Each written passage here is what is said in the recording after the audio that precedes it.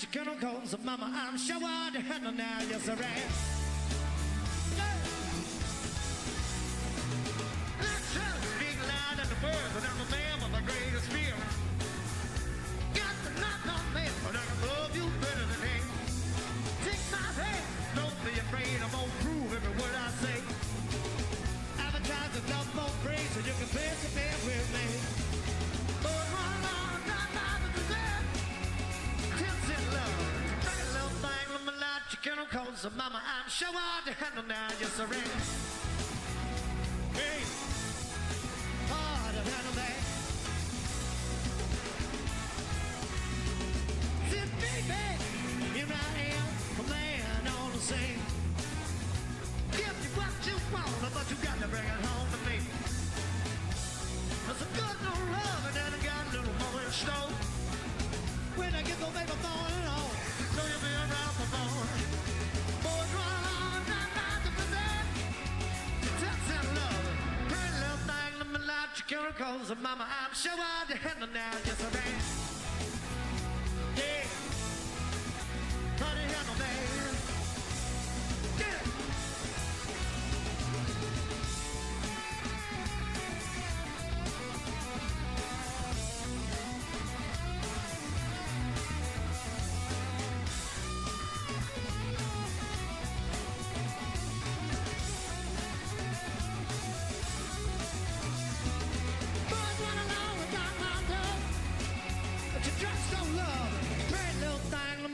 Chemicals of mama, I'm sure I'd handle now, yes I am.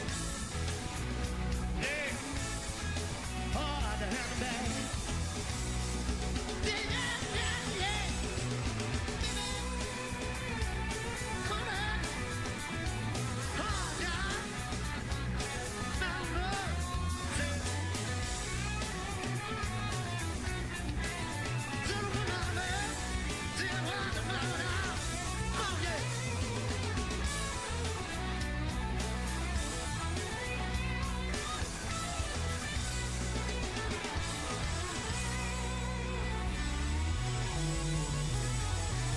yeah.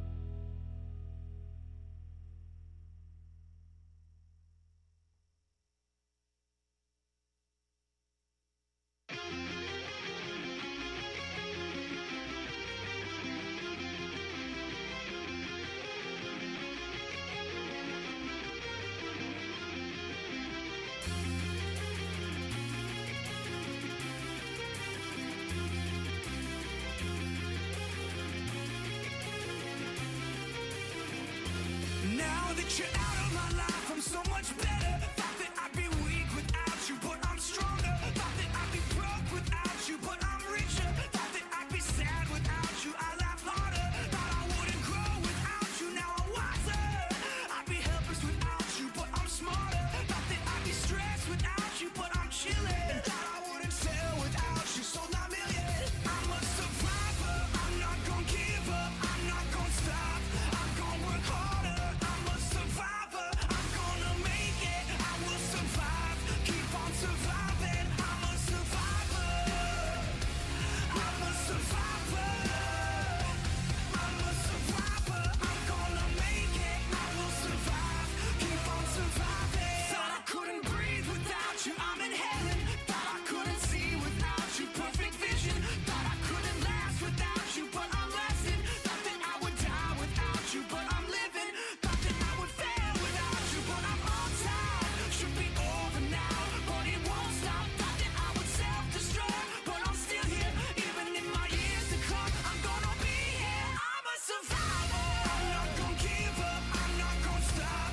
I'm gonna work harder. I'm a survivor, I'm gonna make it, I will survive, keep on surviving. I'm a survivor, I'm a survivor, I'm a survivor, I'm gonna make it, I will survive, keep on surviving. Wishing you the best, pray that you are blessed. Much success, no stress, and lots of happiness. Not gonna blast you on the radio, not gonna lie to your family, no. Not gonna hate you in the magazines, not gonna compromise, not gonna diss you on the internet. No, I'ma try to be better than that. I'm better than that. I'm a survivor, I'm gonna make it, I will survive, keep on surviving. I'm a survivor, I'm not gonna give up, I'm not gonna stop, I'm gonna work harder. I'm a survivor, I'm gonna make it, I will survive, keep on surviving. I'm a survivor. After all of the darkness and sadness, sun comes happiness. If I'm surrounded by positive things, I'll gain prosperity. I'm a survivor, I'm a survivor, I'm a survivor.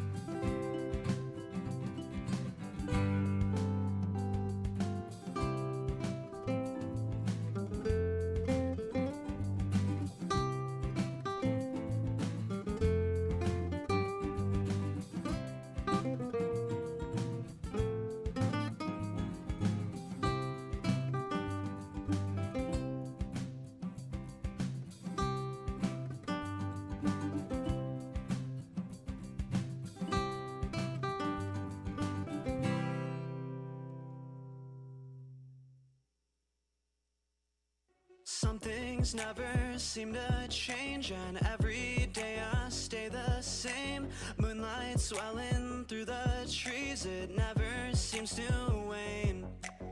Sometimes I feel like I'm a silhouette, like my imitation leads me towards regret. Sometimes I wish that we had never met. I'm faking every step, stealing all the breath out of my lungs. Got me in the dark speaking in tongues. Tell me, when did this stop being fun? We're undone and uncomfortably numb. You're stealing all the breath out of my lungs. Got me in the dark speaking in tongues. Tell me, when did this stop being fun? We're undone and uncomfortably numb.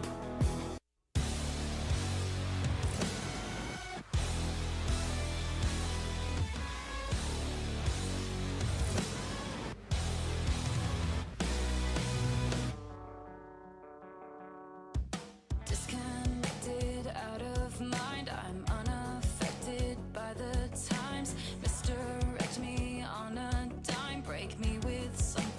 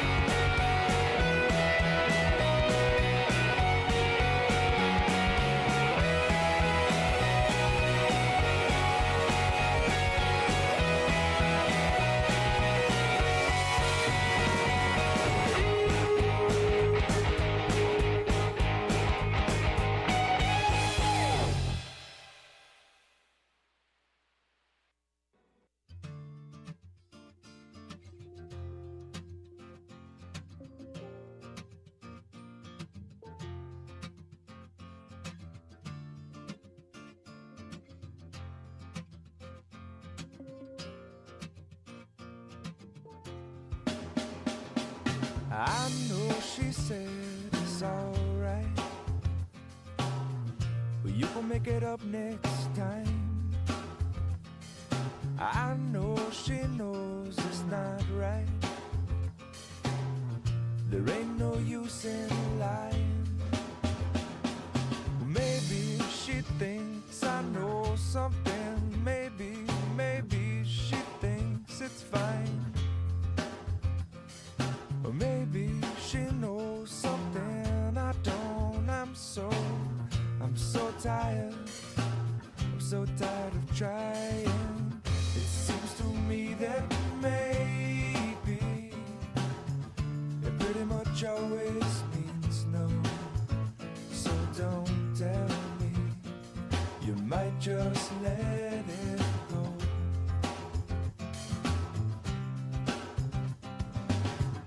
And oftentimes we're lazy. It seems to stand in my way. 'Cause no one, not no one likes to be let down. I know she loves the sunrise, no longer sees it with her sleeping eyes. And I know that when she said she's gonna try, well, it might not work because of other ties. And I know she usually has some other ties, and I wouldn't want to break them. I wouldn't want to break them. Maybe she'll help me to untie this, but until then, well, I'm gonna have to lie to her. It seems to me that maybe it pretty much always means no. So don't tell me, you might just let it go.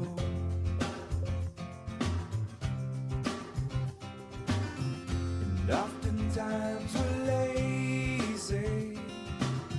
It seems to stand in my way. 'Cause no one, no one likes to be let down.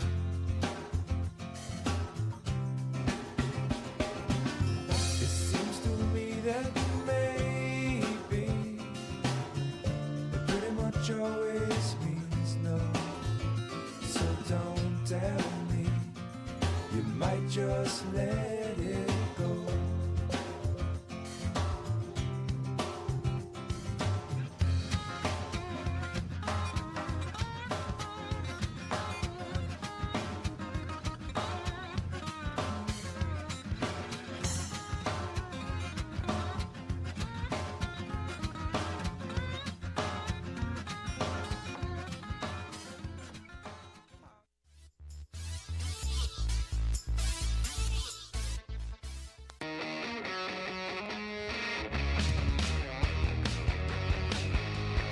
Hey Potters fans, are you ready for some Pacific Empire League action? Let's send it up to the booth to get you ready for today's action, right here on Stone's Broadcast Networks.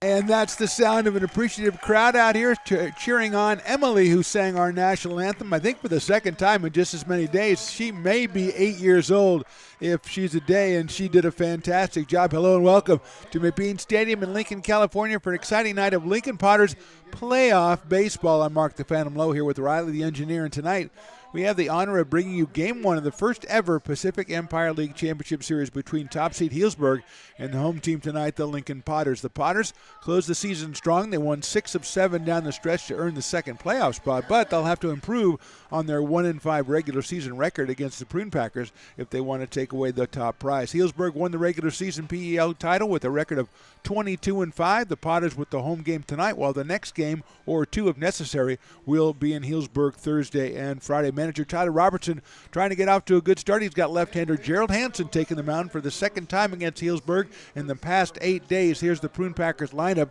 that Gerald Hansen will face. They got Hamchuk, Maloney, and Sharpio. The first 3, Kramer and Hayslip. Hayslip has hit home runs, it seems like, every time he comes up against the Potters here in McBean. Eamon Lance is hitting 6th. Then Mastoni, the new guy, 5 for 11 on the season. Caruso at 3rd, and Jake Tatum, the second baseman. Robert Evasium, the right-hander, will be the pitcher for the Healdsburg Prune Packers, but it's Gerald Hansen we'll turn our attention to now, the left-hander out of Roseville and Cal State Northridge. 31 1/3 innings during the season, 25 hits, 26 strikeouts, 10 walks.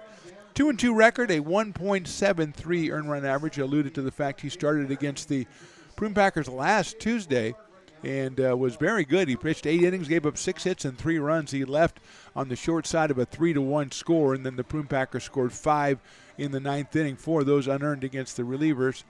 And the end of the game, the score was 8-1. But Hansen was very good, and he'll be taking on a very tough lineup for the second time in 8 days. Hamchuk, Maloney, and Sharpio, the first 3. And Hamchuk hitting .344. Remember when he first came, or the Prune Packers first came to town, first time this summer, he had only batted 12 times. He was 2 for 12, and we said at the time, he's a much better hitter than that, and the proof is in the pudding, as they say. 3 home runs and 9 runs batted in. I think 2 of those home runs right here at McBean Stadium. He's hitting .344. So Robbie out of University of Michigan will start us off, then Maloney and Sharpio, and he steps in, and we are ready to go. The first ever Pacific Empire League Championship Series game number 1. And we got Emily got us off to a great start with the Star Spangled Banner. Willie Preston is to my right. Of course, Riley the engineer is here. My interns today, I got Carson down the left side on the track man, and Lauren is working the point streak, as the usual point streak guy, Jason, is he's suited up to play for the Potters. Hansen's first pitch is down low, and it is 1-0, and we are underway. Jordan Georgeson here from Gold Country Media. He's roaming the field doing the photojournalist thing. That's hit out to left center field on the run. And trying for a diving catch out there was Andrews. He did not make the play. The throw is into second base, and into second with a double is Robbie Hamchuk. Put it perfectly placed between Andrews. Let's take a look, if we can, Riley, at that defensive alignment. Furry and Andrews going for that one. Drew trying the sliding catch, could not make it. Will Lindbergh in right, Cole Dillon at third, Gargett at short. Sonny Johnson's back at second. Zach Chamiso, the local product, at first. Anson Arrows from Auburn, California, behind the plate, and Gerald Hansen is on the mound. And here's Maddox Maloney. .295 on the season for Maddox Maloney out of the University of Oregon, just like the catcher Anson Arrows for the Potters. Maddox 1 home run and 10 runs driven in.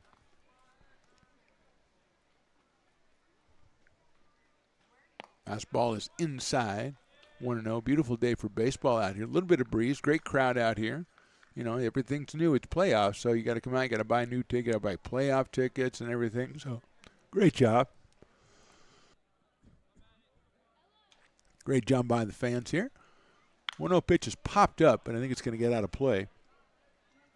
Ray Garcia walking around behind the first base, down the first base line behind the front row seats, kind of craned his neck to look up, see if he can make a play on it. Back in the day, he probably could have, but those days are long gone for many of us, including Ray, so he let it go.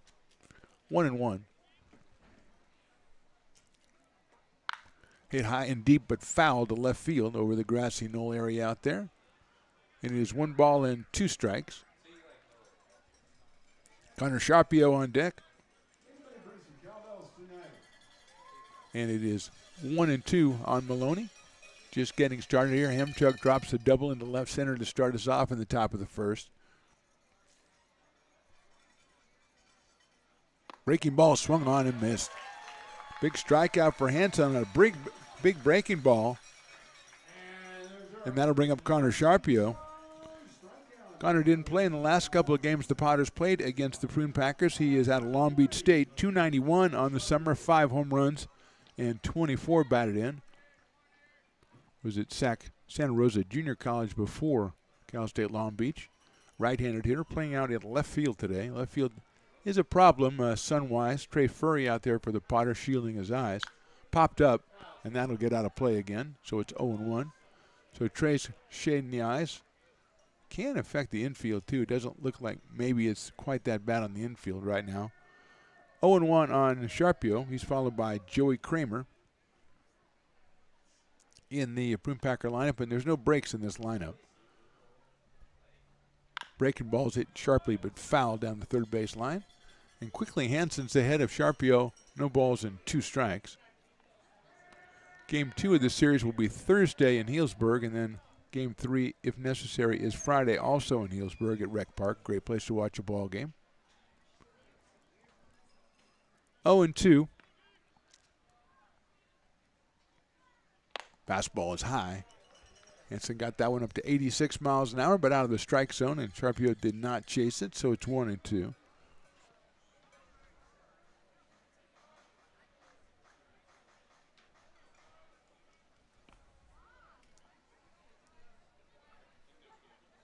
One-two pitches popped up on a curveball, and everybody's having to shade their eyes. Third baseman Dillon, the shortstop Gargett, comes over, and Caius with a nice play takes over for Cole, who kind of like lost sight of it the last moment for the out. So Sharpio's out on a pop fly to the shortstop. 2 outs, and the dangerous Joey Kramer coming to the plate. Joey 406 on the season out of Washington State University. 15 home runs, 44 runs batted in. 8 of those home runs in Pacific Empire League play. Actually, I think Hayslip, who has 9 home runs overall, is actually all 9 were during the PEL. So Kramer up here with Hamchuk still out at second base. Joey takes in the dirt. Nice block by Arrows. And it is 1-0. Hamchuk was 1 for 3 last week in the last game that Gerald Hansen pitched against the Packers. And even in that game, Robbie came into that game at .315. He's 29 points higher in this one. Swinging a foul back to the backstop down the first base line. Our recently hired ball kid, who's done a fine job the last couple of games, and a job I think Riley could have done. He's an engineer, so he's a professional man, but I don't know. I think he could have done that job too. Maybe not as good as the kid who's doing it. Don't get crazy. 1-1 on Joey Kramer. Hansen getting his sign. Breaking ball, beautiful pitch. 1 ball and 2 strikes. Pitch, he got the strikeout for Maddox Maloney. Now he's ahead of Kramer 1-2 with Hayslip to follow.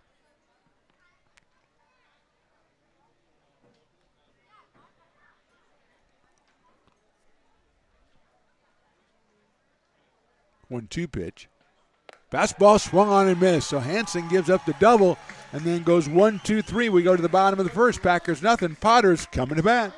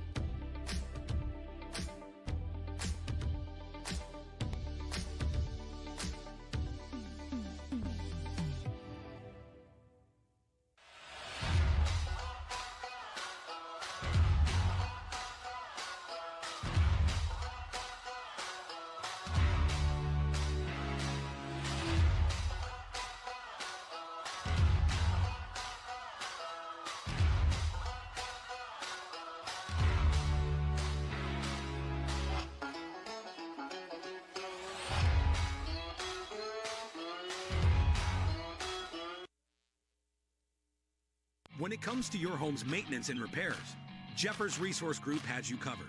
Our handyman services offer a comprehensive range of expertise, from minor carpentry to drywall, electrical and flooring for property managers, landlords, and renters alike.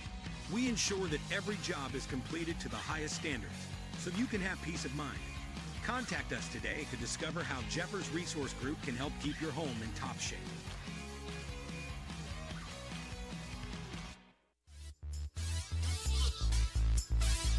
Bottom of the first inning. Potters get out of the top of the first inning unscathed. Robert Avazian, the right-hander from University of Santa Clara, or Santa Clara University, either way you want to go. Whichever way you say it, he's 5-0 on the season with a 1.33 ERA, 33 strikeouts and 12 walks in 27 innings and just 15 hits allowed. So he'll be a tough nut for the Potters to crack here, and the Potters will send this lineup up there to try to do that. Sonny Johnson, Caius Gargett, and Luke Mancy will start us off. Then Furry hitting in the cleanup spot. Will Lindberg and Anson Arrows, the late addition to the lineup. He is batting 6th. Dylan Chamiso and Andrews. Andrews batting 9th. He has a pair of home runs for the Potters in limited duty this summer. And, of course, Gerald Hansen on the mound. So that's your lineup that will face Robert Avazian. And here is Sonny Johnson.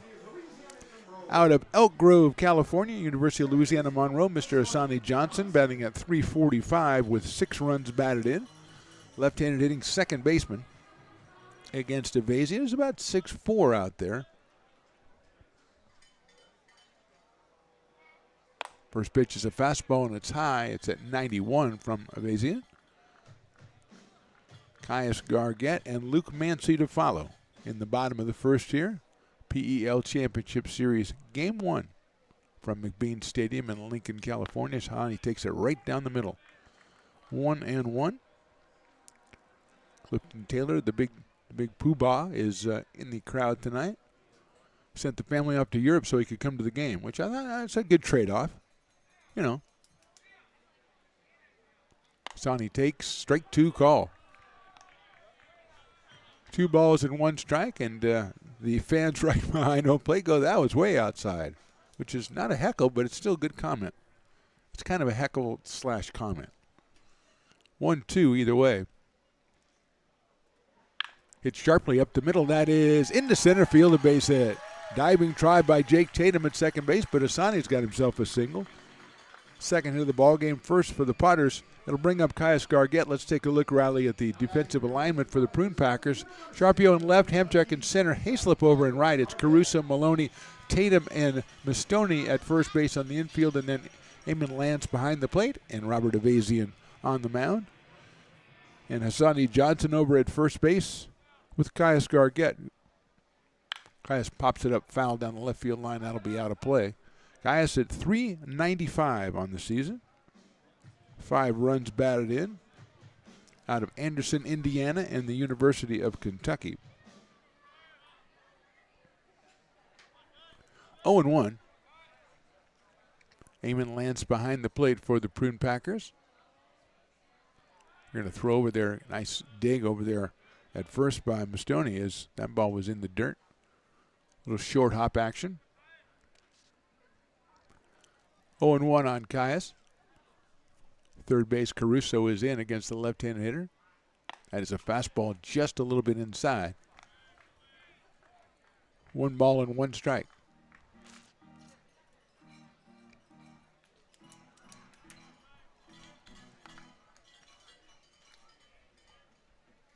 Johnson a little bit further off at first base. There he goes. It's a breaking ball and can't get it out of his hand here is Lance, and safe at second is Johnson. So he got a break right away as it was an off-speed pitch, giving him a little more chance, and Lance in his haste to try to gun him out couldn't get the ball out of his hand or out of his glove, and Johnson is at second base now. The pitch I thought was high, but I guess it was called, no, it's in there for a strike, so it's 1-2. I think Gargett took that one, so Asani could take off, and now he's got to turn his attention to 1 ball, 2 strike count.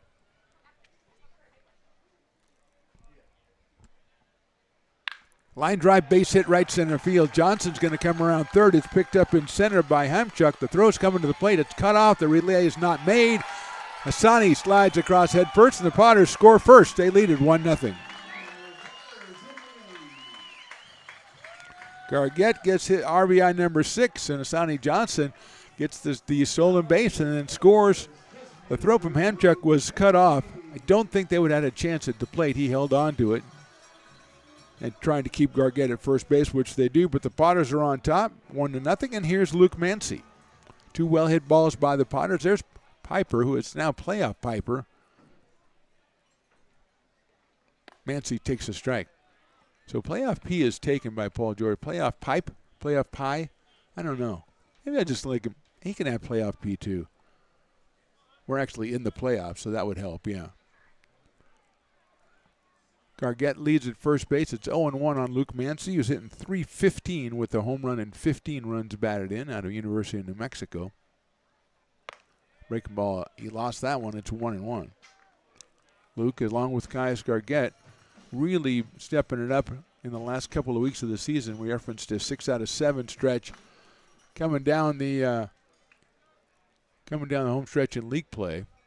Mancy takes high and outside again, and Luke and Caius were kind of keying that one at the plate, and then some fantastic pitching performances by Gerald Hansen, Adon Perez, Anthony Martinez, and a whole bunch of others, Nolan Thebe, Ryan Baker, Castillo, a lot of guys really throwing the ball well in the last couple of weeks for the Potters. 2-1 now on Luke Mancy. It's an out at second base. Over to short, that's going to be an easy turn. Over to first for the double play.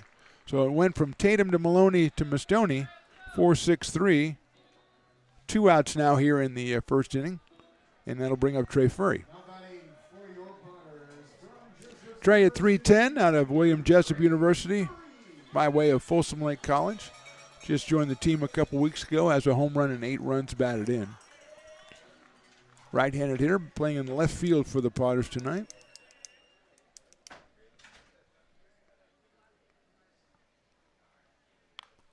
Off-speed pitch fouled back to the screen. Will Lindbergh on deck for the Potters. He's batting 5th in Tyler Robertson's lineup here. Parking lot Potters representing down in the front row.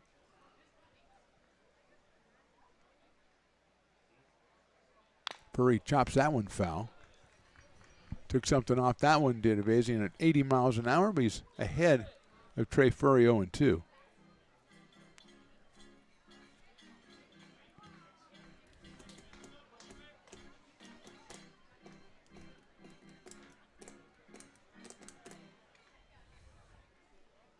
Bottom of the first, 1-0 Potters. 0-2 on Trey Furry. Fastball misses outside. 91 again from Evazian. Product of Santa Clara University. Eamon Lance, his catcher.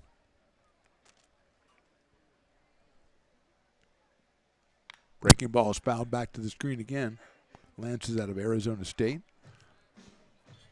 So it stays 1-2 on Trey Furry.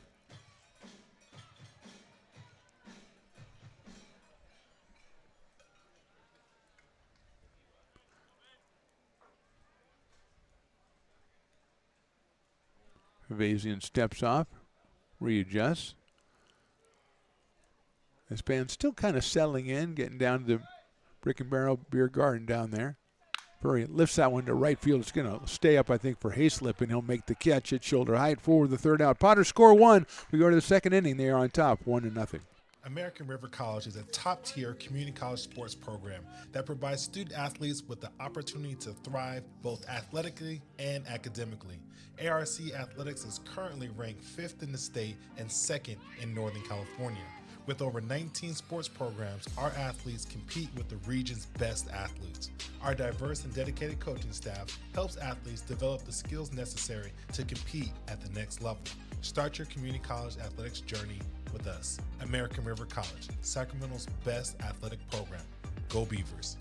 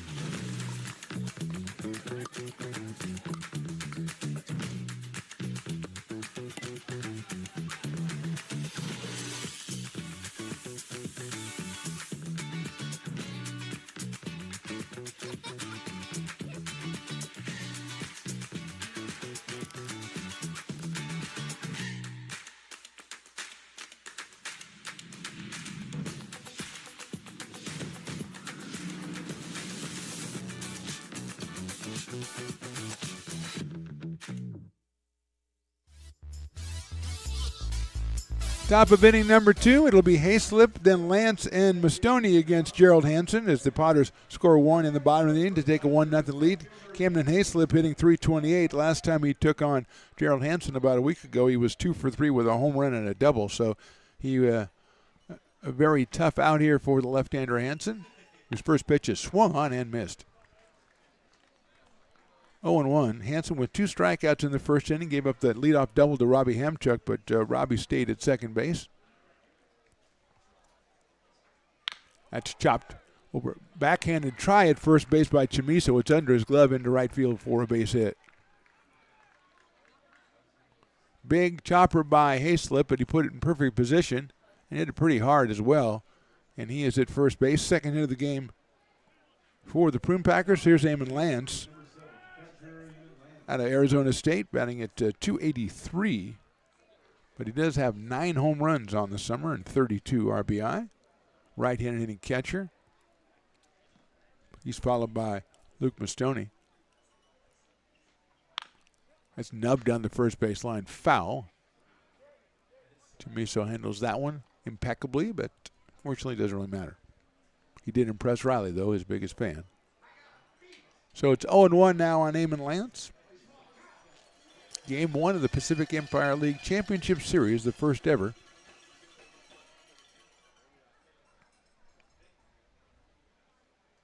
Breaking ball, perfect pitch in there for a strike, 0-2. Shout out to the other members of the PEL, the Humboldt Crabs, the Medford Rogues, the West Coast Kings, and the Solano Mudcats. Great season, very competitive season when those 6 teams do in battle. 1 ball and 2 strikes now as the high fastball misses. 85 from Hansen. Humboldt Crabs just finished just a half a game out of the second place playoff spot, so good season for the Crabs. They started off slow but closed very well. It's hit sharply out to shortstop. Gargette's going to go to second. That's going to be a tough play, and he throws it over the head of the second baseman. Backed up by Chamiso, but it's going to be a throwing error, and runners at first and third and nobody out.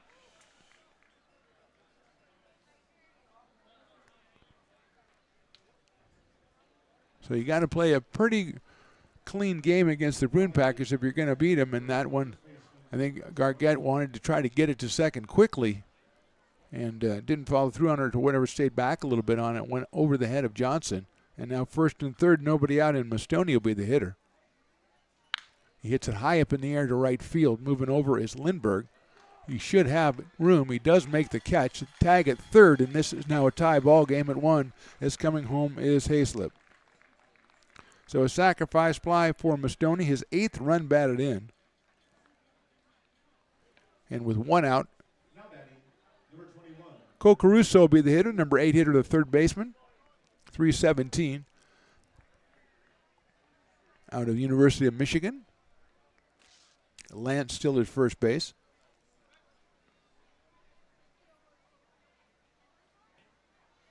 Big breaking ball outside from Gerald Hansen, the left-hander, with a 1.73 ERA, a 2-2 record. He's been really good lately. He's had the misfortune, if you want to call that, of pitching against the Prune Packers twice in a week, and that one is high. But again, he acquitted himself very well in the game last Tuesday, 8 innings, 6 hits, 3 runs, and left when the Potters trailing 3-1 after 8. 2-0 now to Caruso, who hits a sharp grounder down the third base line, but it's foul. Goes into the bullpen where it's whoever went out there for the Prune Packers to make the play, he bungled it. That reflects badly on your bullpen fielding percentage. But you got to just shake it off early in the game. 2-1 now. Popped up. Gargett's gone. No, it's going to be Asani Johnson in short center field, making the catch for the second out. So Caruso pops up to second. 2 outs now, and Jake Tatum, the number 9 hitter, who is a .292 number 9 hitter with a home run and 9 runs batted in.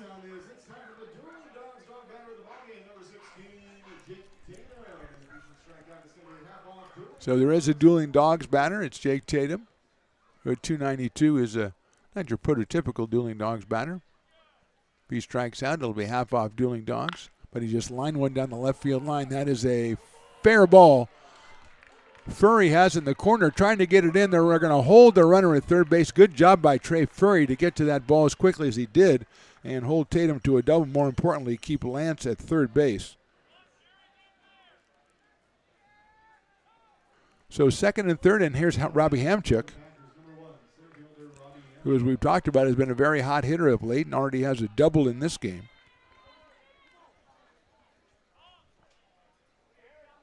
Tatum all over that one, hit it down the line. I think the saving grace for the Padres, he hit it so hard it got to the fence quickly, and Trey was all over it and got it in. Lance having to hold it third.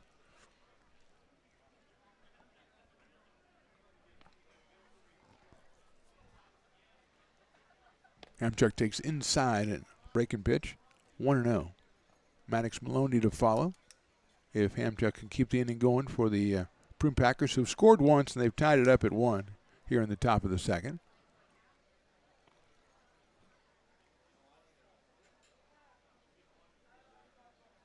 Hansen's fastball's lined right back up the middle. That's a base hit. 1 run comes in. Picked up in center field. The throw will be cut off. It's a 2-run single for Hamchuk. The Prune Packers have put 3 runs up on the board here. In the second, they lead it 3-1. Lance scores and Tatum scores.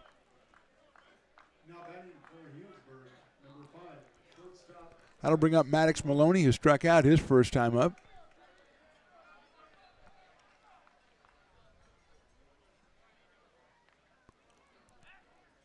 Maloney, .295 during the regular season.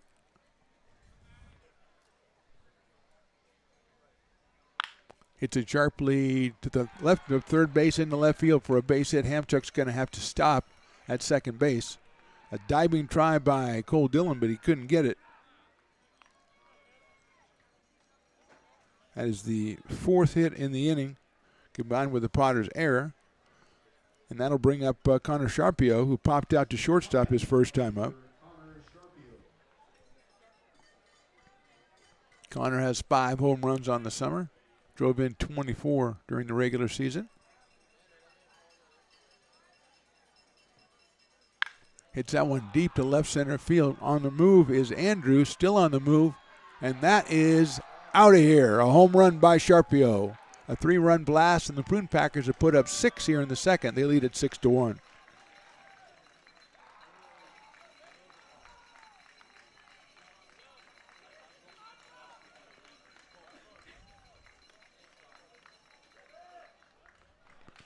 So that one to left center field.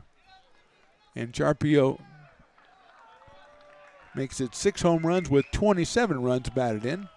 And the Prune Packers react badly to the Potters scoring first.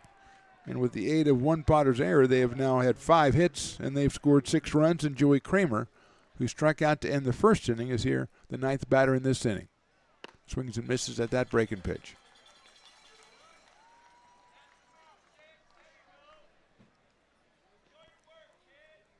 Oh, 0-1 on Kramer.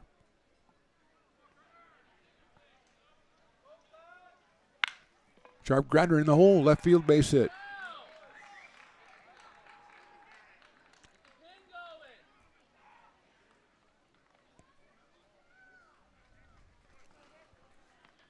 So 6 hits in the inning now for the Prune Packers, and here is Camden Hayslip, who singled to open the inning. Grounded one through the right side.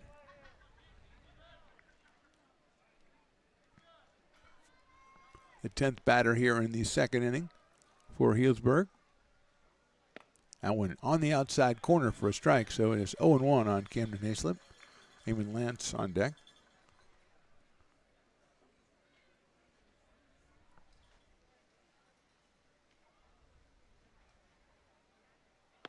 That's another strike. Started off with a single, then an error on Gargetta, throwing error. Sacrifice fly, pop-up. Double, single, single, home run, single.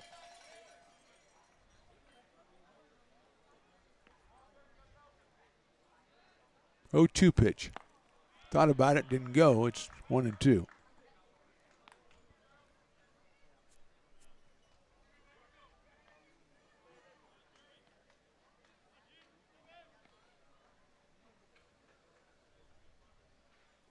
Short lead at first by Kramer. That one's hit well to center field. Andrews going back. He's got room right in front of the center field fence for the out. So the Packers score half dozen in the second. We go to the bottom of the second. It's 6-1 Healdsburg.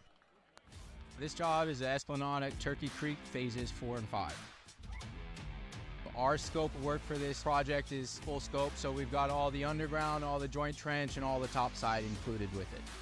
We're putting in sewer pipe, manholes. We're not doing services yet. We go through and do all the main line, and then we come back and do all the services after that. I would say this project right here, the one we're working on, is probably about a 2-month project. It's very costly to the developer, so beating the schedule is very important, more important than most projects. It's got a lot of groundwater, so we've got an extensive groundwater pump system in place. It's just cool to be a part of the built environment and know that for the next 100 years that people are going to use and enjoy what we've created here today.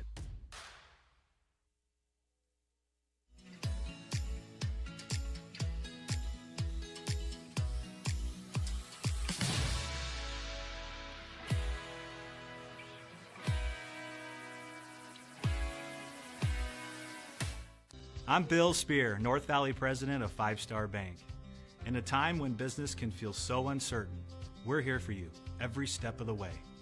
I know they have a lot of bells and whistles within their bank, but just the relationship piece here locally on the business side is huge for us. 5 Star treats us like we're number one. They're right there with suggestions, with help.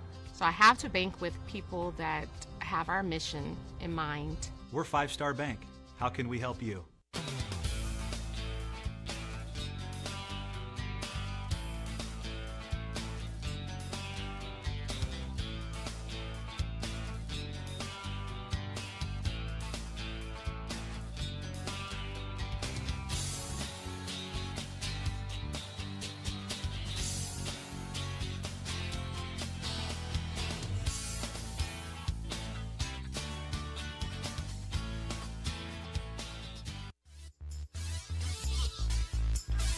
Bottom of inning number 2, Prune Packers on top 6-1. Robert Avazian taking his warm-up tosses, gave up 2 hits and a run in the first inning. He will take on Will Lindbergh, then Ansoneros and Cole Dillon as the Prune Packers struck for 6 in the top of the inning, all but 1 unearned after the throwing error by the Potters.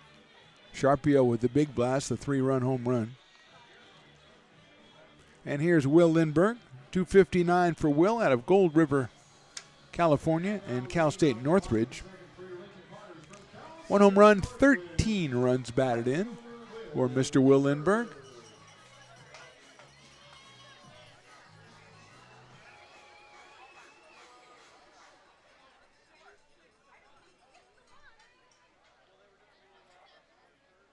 Outside from Avazian, the right-hander, 5-0 on the season with a 1.33 earned run average out of Santa Clara University.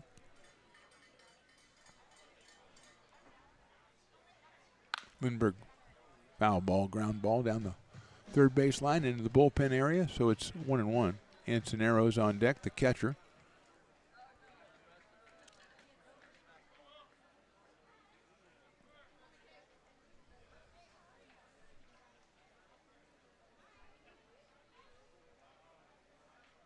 Lindbergh hits that one. It's a fair ball down to first base. It's Stoney going to underhand it over to the pitcher Kevering for the first out here in the second inning. And Ansoneros, who just joined the team a little while ago, 3 for 7 with an RBI so far. Catcher hitting left-handed against Avazian. Anson a switch hitter, batting left-handed against the right-handed Avazian. Potters wearing the orange tonight. Healdsburg wearing the same Healdsburg, wine color countries they always do. If it's not broke, I would not fix it. Strike for Avazian on the off-speed pitch, 0-1.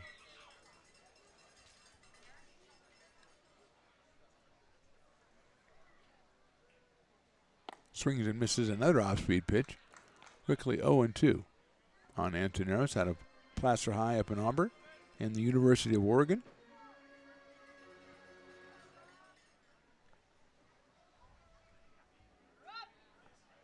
Cole Dillon to follow.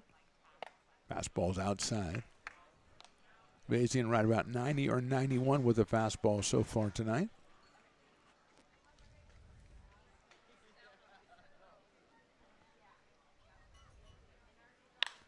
The little looper into left center field, moving in the center fielder. That's Hamchuk, and he'll make the catch.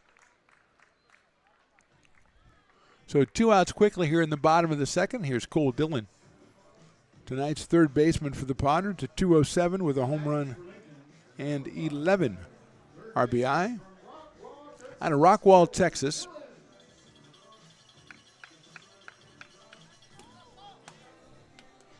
Up here with 2 outs and nobody on in the bottom of the second.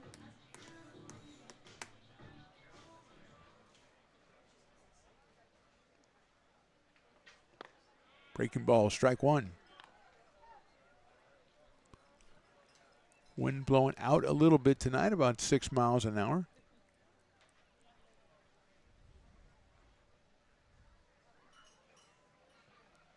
Dillon takes that one a little bit high. So Cole even in the count, 1 ball and 1 strike. Got Zach Chamiso, the Lincoln High product, on deck. Batting 8th tonight, followed by Drew Andrews. Check swing, did he go? I think he probably, no, he did not. I thought he did. Trying to be fair. But the first base umpire very casually said, nah. Piper with another loss today in the mascot race. Looked like he might have popped an Achilles there around third base, but he got up and made it. He was 9th out of 9, so Dillon fouls that one off. So probably not the Achilles, but definitely not a good performance here in the last home game for the Potters. He did get that one win, though, Riley Engineer, on his birthday. You remember that day? It was a great day for all of us. Then he got a little too full of himself. His head got a little bit too big, and the next night he went out and got trashed again. But still, he probably went out that night, actually, being honest, on his birthday. Inside for a ball. Piper doesn't pay for anything in this town. If you're Piper, you go around on your birthday, you're pretty much, you're living life pretty high on the hog. I know I'm sitting around to his table, whatever it is that he has. That would be the tough part. Full count on Dillon. High, ball 4. So Cole gets a walk. First one issued by Robert Avazian, third base runner for the Potters tonight. Here's Zach Chamiso. First baseman out of Lincoln High, Sierra College, and recently committed to San Jose State. 319 for Zach. He's another one of the guys whose bat really heated up late in the season for the Potters, enabling them to get to this championship series. Swings and misses at that fastball. 0-1 on Zach Chamiso. Drew Andrews, number 9 hitter, on deck. Hopefully getting a chance in this inning.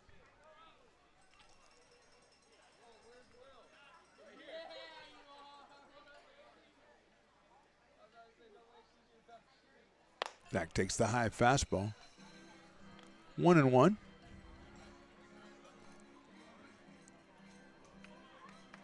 Tyler Malone down at third base. Mike Levinier over at first, although he's hiding right behind that pillar, so I can't really see him that well.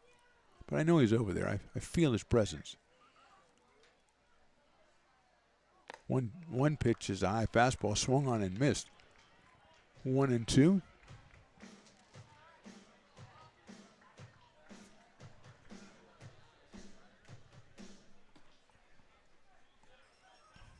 Dillon at first base, 2 outs, 1-2 on Zach.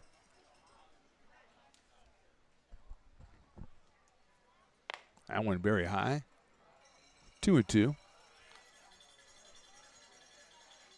Carter Sharpio in left field, continually shielding his eyes from the sun out there.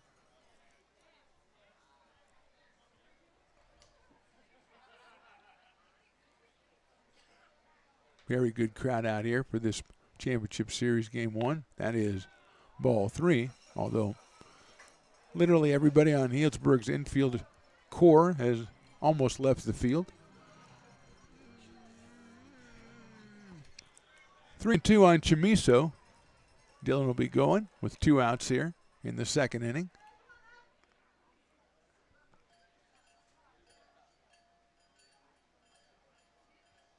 Fouled off. Fastball at 90 from Avazian. We'll do it again, 3 balls and 2 strikes. There's that guy. He does a great job, Riley. Maybe about 5 years ago that could have been you. You know, back in your youth, before you got, involved in this engineering thing. Swung on and fouled again. Let's see if he comes out. There he goes. He's a little bit workmanlike. I'd like to see him loosen up a little bit, he's been a couple of days on the job. He's got the gig. Have some fun with it, Like the great Anthony Perez when he used to do that, and he would slide and pick up the ball and stuff. That was great. Ball 4. So Chamiso works a walk. Second in a row off Avazian. And brings up Drew Andrews, the number 9 hitter, but he has 2 home runs and 7 runs batted in out of, I believe, William Jessup. Jessup University, 286. Another guy who didn't get a lot of at-bats, but had 2 home runs, including a Grand Slam home run. That was, I think, against the West Coast Kings, and broke open the second game of that series.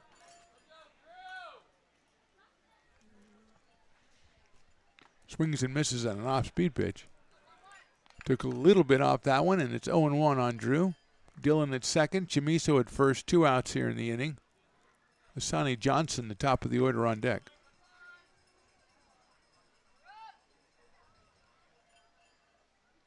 Hit sharply but foul down the third baseline. He had that one fair, would have been trouble, but considerably foul. And it's quickly 0-2 on Drew Andrews.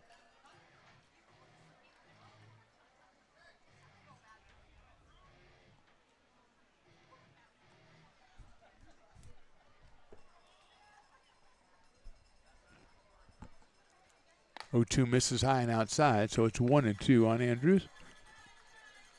Potter scored in the first, and the Prune Packers come back with 6 in the top of the second.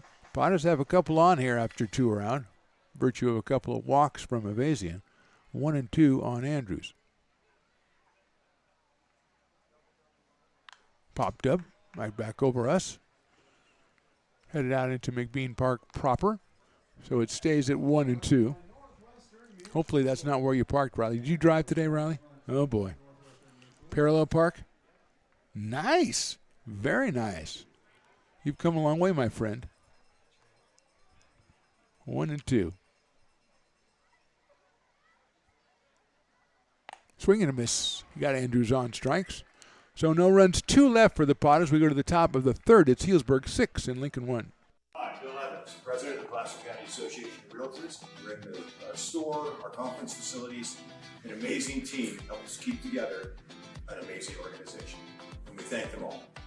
This organization can't do what it does and can't run the way it runs without the help of so many members volunteering their time.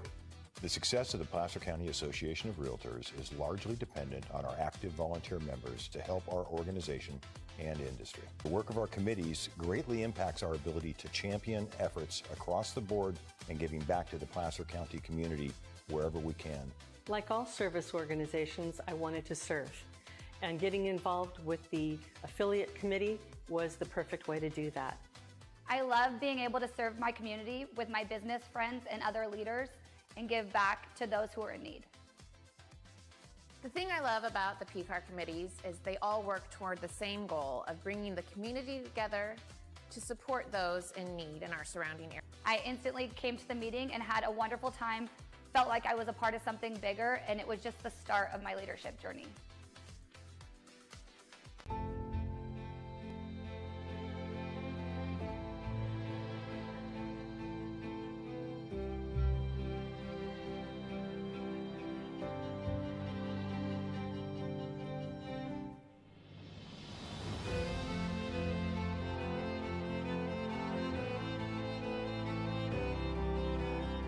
Situated on the corner of Lincoln Boulevard and 5th Street, this iconic building has been the home to several hotels over the decades, the most famous and longest running of which was the Lincoln Inn. Having undergone several renovations and architectural changes, this building is the current home of Old Town Pizza, which boasts not one but 2 floors for your dining enjoyment, including open-air seating on the roof. Stop in for a slice today, or stop by the Lincoln Museum to see the 300-pound cash register. Top of the third, Prune Packers on top 6-1. Eamon Lance, Luke Mastoni, and Cole Caruso against Gerald Hansen. The Cole and Dominic, congratulations, they won the fill the bucket with the sponge game. Then it just turned into chaos as everybody started throwing buckets of water on each other. I could have predicted that. But at least they got the game over quickly. I mean, they filled the bucket very quickly, so Cole and Dominic, way to go. 1-0. Lance takes ball 2. Eamon reached on an error his first time up. He had a ground ball to shortstop Gargett. Going to second for the force out on Hayslip, threw the ball over the head of the second baseman Johnson. Popped out of play by Lance, 2-1. Eamon 283 during the regular season with 9 home runs out of Arizona State.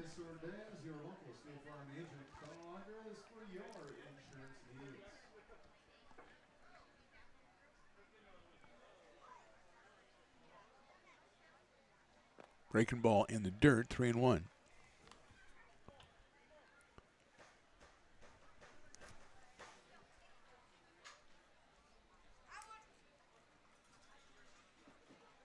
Ball 4, so Lance gets the base on balls. He'll go down to first base to open the third, and Luke Mastoni will be the hitter. He hit a fly ball, a sacrifice fly his first time up to deep right field. Picked up his 8th RBI of the season and just 11 official at-bats, as he is just 5 for 11 now with a home run and 8 runs batted in. Luke out of Murray State University. Pops that one up. On the infield, called by the first baseman Chamiso. He'll make the catch right near the pitcher's mound for the first out. So 1 pitch, 1 out on Mastoni, and that'll bring up Cole Caruso, who popped out to second base his first time up. Cole out of University of Michigan, sporting the .317 average with 3 home runs. Good lead at first base by Lance. Lined foul on the left field line. Over the dugout and over the fence and out into the proper McBean Park.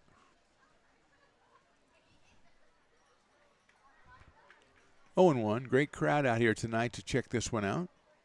Final home game for the Lincoln Potters in the 2024 summer season. Breaking balls in there. Now we have the West Coast World Series coming up. That starts on Saturday. Best way to watch that is just subscribe to Stones Broadcast Network's YouTube, and then we'll alert you whenever the Potters are playing.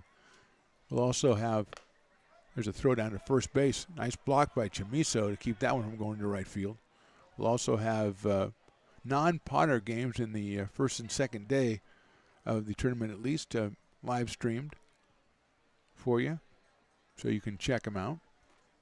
So, yeah, I think subscribing is the best. It's your best idea anyway. Fouled off. Stays at 1 ball and 2 strikes on Cole Caruso. This is the last regular game for the Potters, non-tournament, even though it is a playoff series. Home game number 41 for the Potters on a very busy summer. Fastballs outside. It seemed like it went very quickly, Riley the engineer. Seemed like the summer just flew by. A lot of great games, a lot of really couple of heroic comebacks. I remember Jake Tandy with a walk-off 3-run home run. I think that was against the Crabs early in the season. Breaking ball misses the outside corner. Take it to 3 balls and 2 strikes. Some great performances, some great pitching performances, some great hitting performances. Ejections and arguments and stuff like that too. Line drive over Johnson's head into center field for a base hit. They're going to send it all the way around to third. The throw is going to go through, and safe at third base is Eamon Lance. So Caruso gets the single. He lined it right over Johnson's head, and Hassani was playing up the middle. And that'll bring up Jake Tatum, who doubled his first time up, not taking kindly to being the dueling dogs batter, so he hit a double to left field. That is hit number 8 for the Prune Packers through 2 1/3 innings. Lance at third. Caruso is still at first. And here's Tatum. Breaking ball on the outside corner for a strike, 0-1.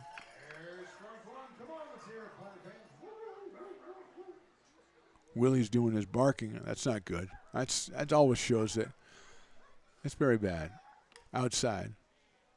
His soundtrack is good. First strike is the little dogs, and then it builds the bigger dogs, and then when it's 2 strikes, bigger dogs, and then he starts doing his own, and that puts me off. He does his best, but I mean, come on. Popped up. Short center. Here comes Andrews. He's going to make the catch, get the throw out quickly, cut off by Chamiso. So Tatum flies out to center field. 2 outs, but the dangerous Robbie Hamchuk coming to the plate. Robbie is 2 for 2 today. 1 for 3 the last time these two teams played. I think he was 2 for 3 the time before that. So he is hitting well, make it that 2 for 4 with a couple of home runs back on July 11th. So he has done well in this park. And he already has 2 hits, a run scored, and 2 RBI tonight. He's got Lance at third and Caruso at first. Fastball is in there for a strike from Hanson, 0-1. Good patronage at the Brick and Barrel Backyard Beer Garden. Even when they found out he wasn't going to be half price, line foul over the top of everybody's head, even the bounce house, into the park. So it's 0-2. People found out there wasn't going to be half price. They went over there anyway. A lot of fans that you like, Riley, coming back from the beer garden with beer in each hand, not wasting anything. He hates waste, that Riley does. Hamchuk swings and misses. He is down on strikes.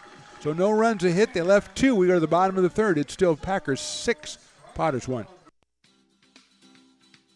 Astro Air Design Incorporated, where you feel the difference. We are a locally owned and operated heating, air conditioning, and custom sheet metal company committed to the highest quality of craftsmanship at a competitive price. Our trained and certified technicians have the knowledge and experience required to install, maintain, or repair your home comfort solutions. Our upfront pricing gives you the peace of mind because you know your price is locked in. Call Astro Air Design Incorporated today. Here in Michigan, we do more than just survive the winter. We thrive during it. You simply can't keep us away from what we love most: great times and amazing beer. The snow transforms the landscape and lays the path for adventures yet to be had. Trails ready to be explored, and freshly groomed hills ready for the first run of the day. And later, as the sun descends, it's time to unwind with great conversation and even better friends. Experience a taste of Michigan winter with Founders Brewing Company, born and brewed in Michigan.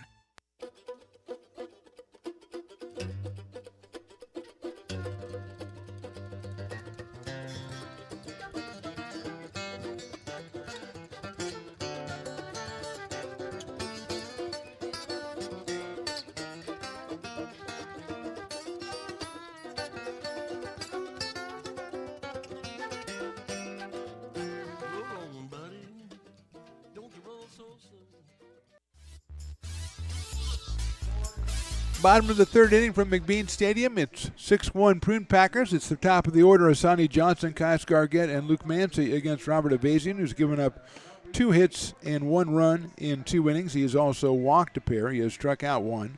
That was Drew Andrews with 2 on in the bottom of the second. So the big right-hander will be facing Asani Johnson for the second time. Johnson singled and scored back in the bottom of the first inning, giving the Potters a temporary 1-0 lead.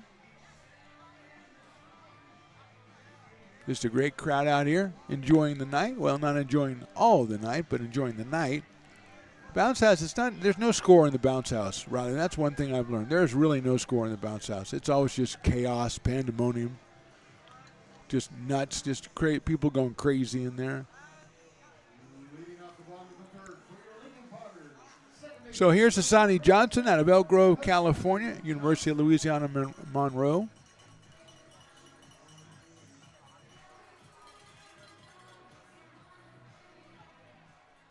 left-handed hitter, the switching second baseman against Avazian. Inside for a ball. 1-0.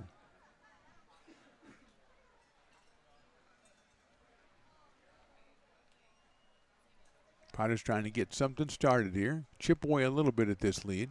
Johnson fouls that one back to the screen. Evens it up at 1-1 strike. I thought we might get the great Stones McCoy out here tonight for this celebratory engagement. And maybe he'll still show up. You never know. He pops up places. You never know. He did make his last strike guy appearance on, what was that, Saturday? Johnson takes an off-speed pitch in for a strike, 1-2. I don't know that he ever really got the last. I think that was the last out wasn't a strikeout, but I mean he did his job. He showed the energy. He showed why the character is iconic. You know, he showed a lot of good stuff about the character.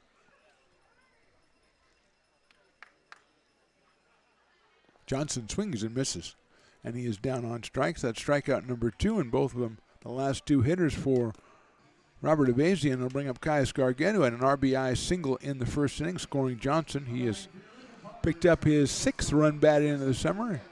Came in at .395, so he's hitting over .400 right now for the Potters out of Anderson, Indiana, and the University of Kentucky. Caruso playing in at third base in case he decides to lay one down.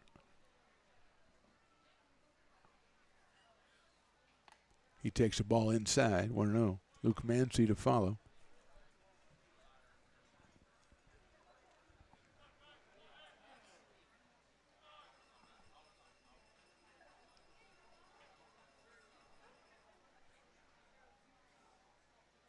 Takes outside for a ball, 2-0 on Caius. Spotters, fans, and players like waiting to get something going here. Get first guy on base, get a hit here, hit there.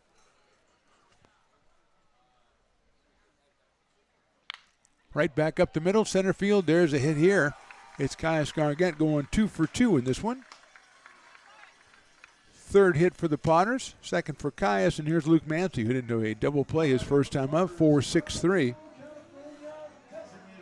Out of Jamul, California, and University of New Mexico, Luke Mancy. 3:15 before that double play. Eamon Lance goes out to talk to Avazian and says, well, guy's a good hitter, you know. Remember we got this guy in a double play last time. How did we pitch him?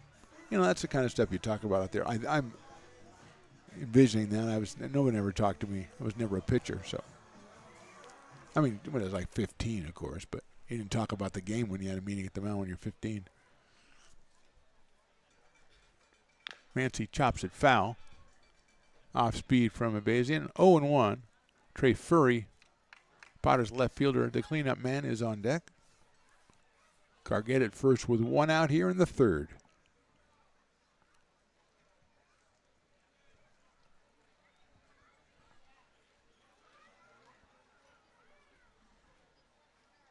Luke fouls that one off as well.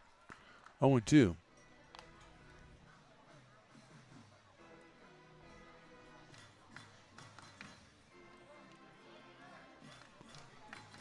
On Luke Mancy. Outfield pretty much straight away. Slightly in left center is Robbie Hamchuk against the left-hand hitting Mancy. Misses outside, 1-2. Game 2 of the series. Thursday in Healdsburg, 6 o'clock first pitch from Rec Park. Great place to watch a ball game. If you don't go down there, check out the Healdsburg game presentation. Their broadcast is an excellent one. Go to their website for details.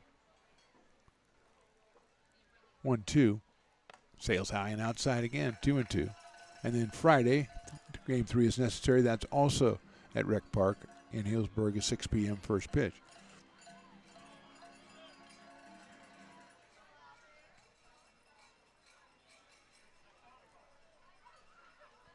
2-2 coming up. Luke takes outside, ball 3. So he's worked his way all the way to a full count here with 1 out.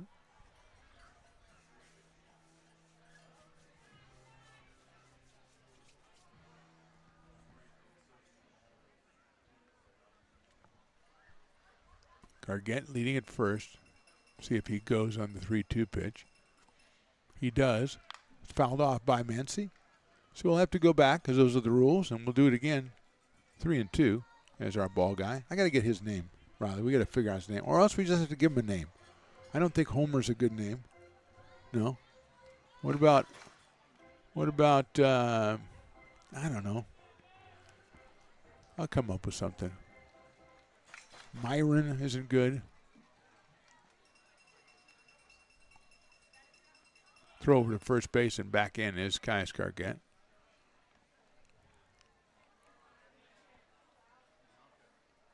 Reginald, I don't think Reginald fits. Preston, Preston's a good name.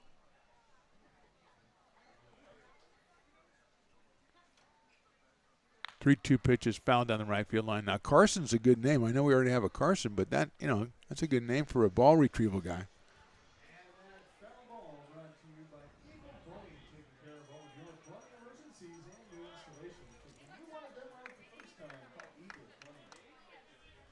3-2 again on Luke Mancy. Gargett's going. Breaking balls outside. So great at bat by Luke. He works the base on balls. 2 on again for the Potters. This time only 1 out, and here's Trey Furry, who flied to right his first time up. Trey hitting .310 coming in.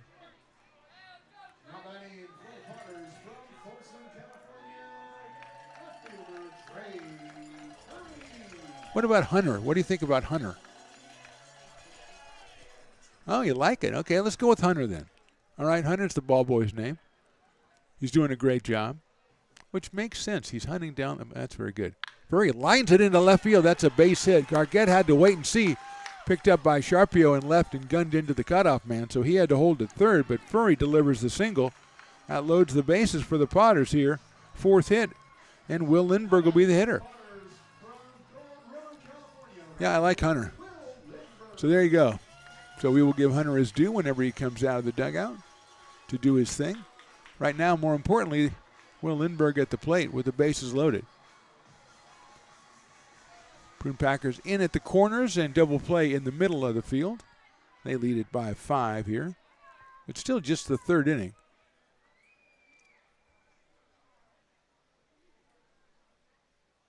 Lindbergh fouls it back. 90 miles an hour from a Bayesian. Oh, Hunter came out to pick it up, and the umpire gave him the talk to the hand. Hunter turns around, does the U-turn, goes back into the dugout. 0-1. Now that we got to call him Hunter, I got to talk about him all the time. Okay, we won't.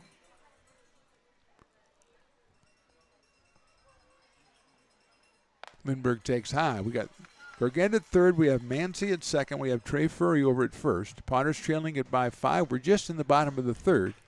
And just 1 out. Lindbergh with a 1-ball, 1-strike count.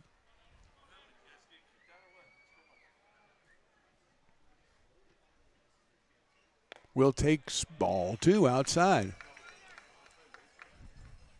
Good eye by Lindbergh. He's ahead in the count, 2-1. Will with 1 home run, 13 batted in this season, .259.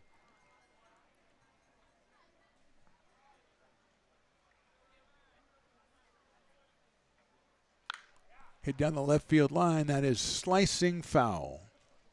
So well hit by Will, but in foul territory down the left field line.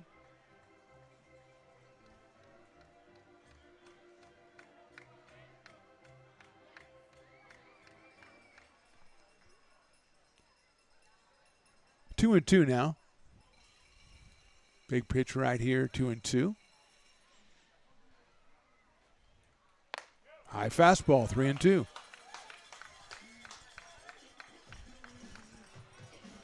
So full count, bases loaded, 1 out here, just the 3rd inning.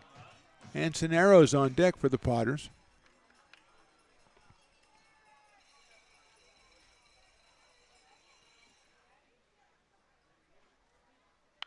Popped up out of play by Lindbergh. He hangs tough, and we'll go 3-2 again.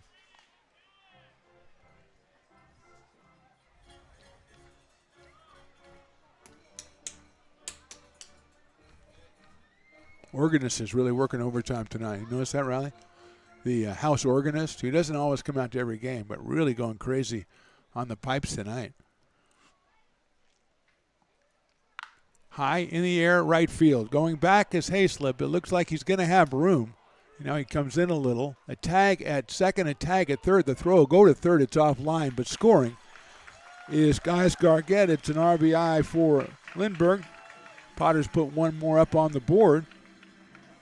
They now trail it 6-2. And they'll bring it up Ansoneros. So Lindbergh hit it pretty well to right field, got a little bit underneath it. So Potters score one. Furry stays at first base. Mancy moves over to third. And Anson, who's now 3 for 8, he flied to short center his first time up.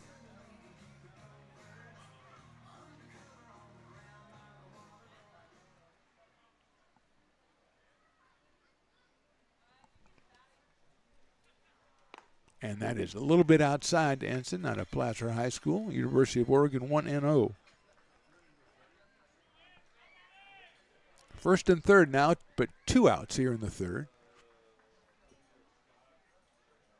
That one's outside again, 2-0.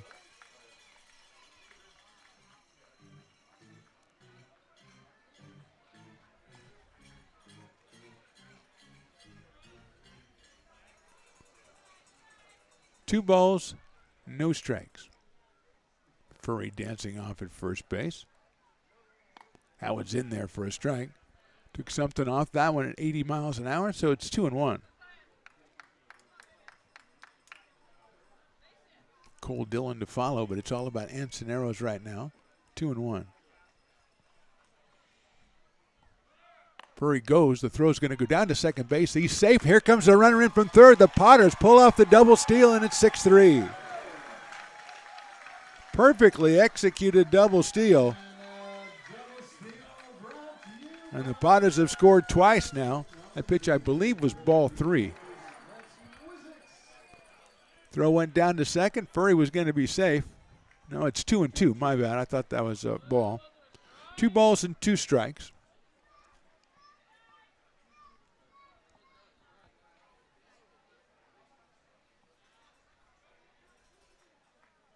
That is in there, call strike 3. So the Potters score twice in the third. We go to the fourth. They trail 6-3.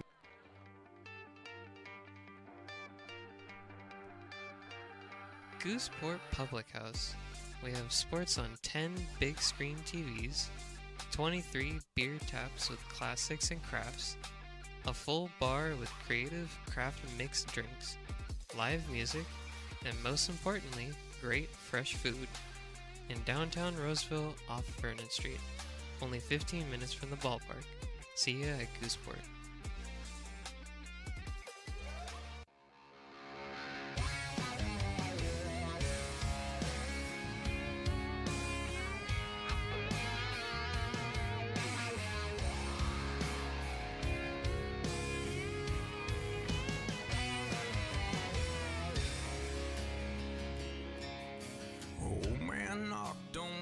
Front door with my teenage boy and a couple more from up the road. He had him by the collar, said he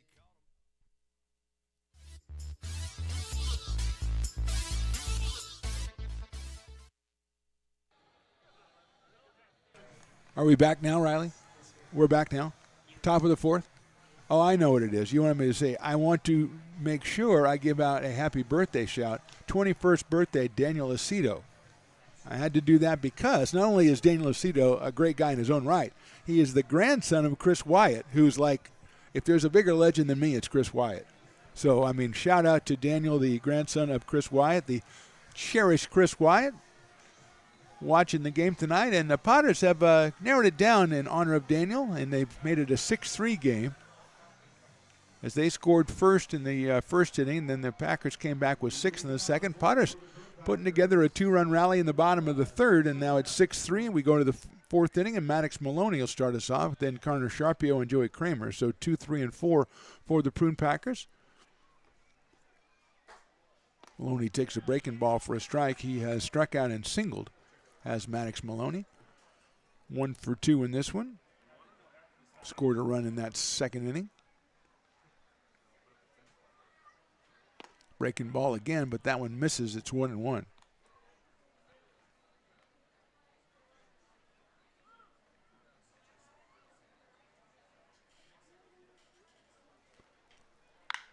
Line foul. Look out, grassy knoll.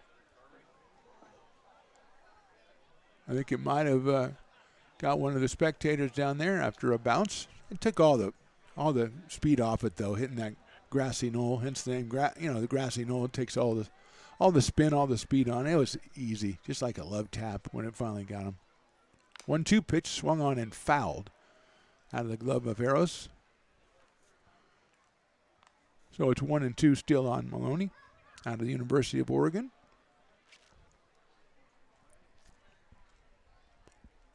He is the shortstop for the Prune Packers, who come in with a 22-5 league mark. 7 games free of second place. Line drive right at Johnson. A short hop. He's got it over to first. And a wild throw, and it gets past Chamiso, but backing up is Eros. So Johnson, who's playing right behind second base, bobbled that one on the short hop and then threw it wild to first. That will be the second Potter's error in the first 4 innings. The first one proved costly in the second inning, and then Connor Sharpio, who proved costly with a 3-run homer in the second inning, is the batter. Popped out to short his first time, then hit the 3-run homer to left center in that 6-run second inning. His 6th home run of the summer.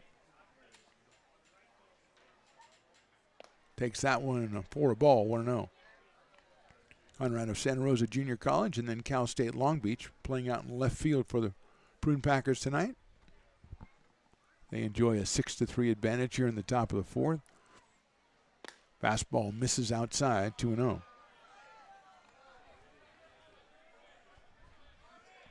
Murmur through the crowd as that ball was only about a foot outside. So it's probably close enough to be called a strike at home.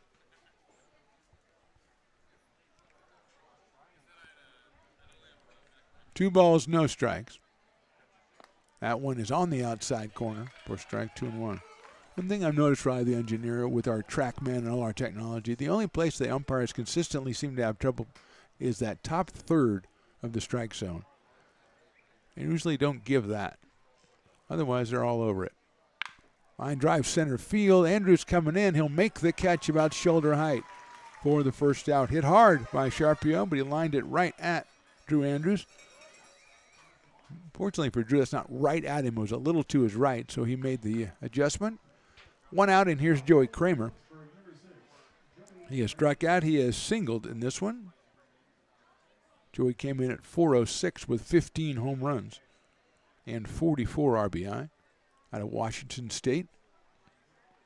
The Cougars.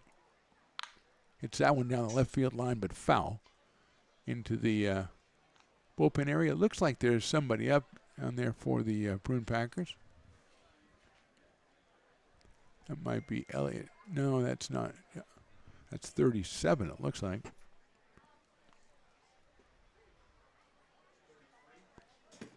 .33 would be Barker.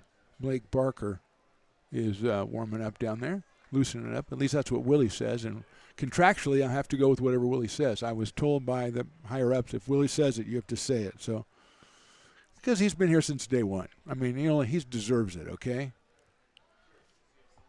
Kramer takes outside. And it doesn't matter how wrong he is, I have to say whatever he says. I mean, that's just 1-1 on Kramer. Camden Hayslip on deck. Breaking balls, chopped foul down the third base line. And I think it is a fine play by a left-handed member of the Prune Packers who's guarding the bullpen area. Made a little swipe pickup of that, just like he does it every day. 1-2 now on Kramer. High fastball. Got him to go for that in the first inning. Didn't go for that this time. 2-2. Turning into a pleasant evening, and the shadows have gotten out to left field, so that should not be a problem out there any longer. 2-2 pitch, swung on and missed, off-speed pitch, and Kramer's down on strikes. So 2 outs, but it doesn't get any easier. Camden Hayslip is the batter.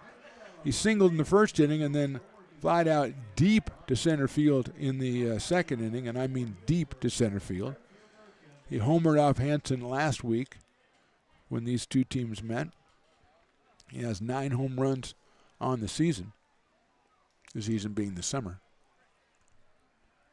Maloney's still over at first base. Swing and a miss by Hayslip. The fastball from Hansen at 84 gets by him, so it's 0-1. I was going to say, what a sweet Cleveland Indian jersey, except for that's just Wild Thing from the movie Major League.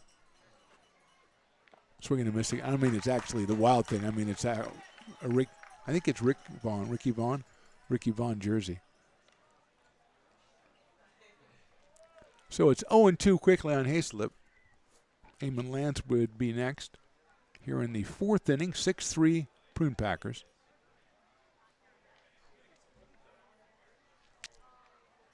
High fastball bends him back. 1 ball and 2 strikes.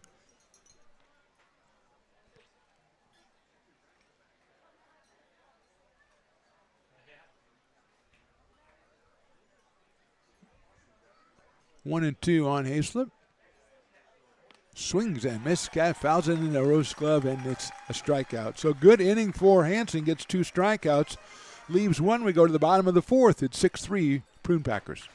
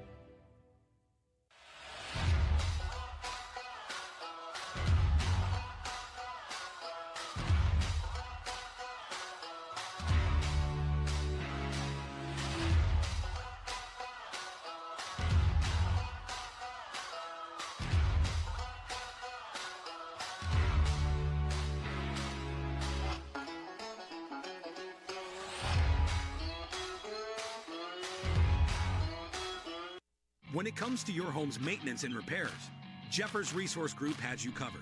Our handyman services offer a comprehensive range of expertise, from minor carpentry to drywall, electrical and flooring for property managers, landlords, and renters alike. We ensure that every job is completed to the highest standards, so you can have peace of mind.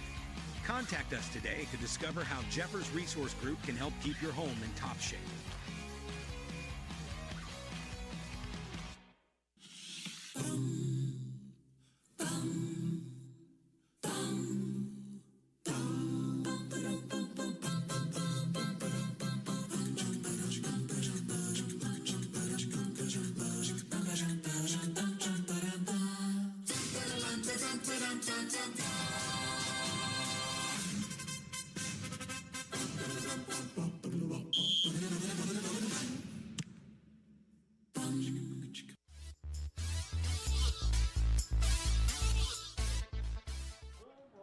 Bottom of the fourth inning, Potters trail at 6-3. It's Cole Dillon, it's Zach Chamiso, it's Drew Andrews against Robert Evazian, who's given up 4 hits and 3 runs in 3 innings.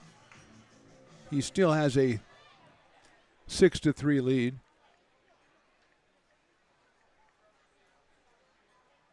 Dillon chopped one foul. He walked the first time up, so Cole, not an official at bat yet. 207, a home run and 11 runs batted in.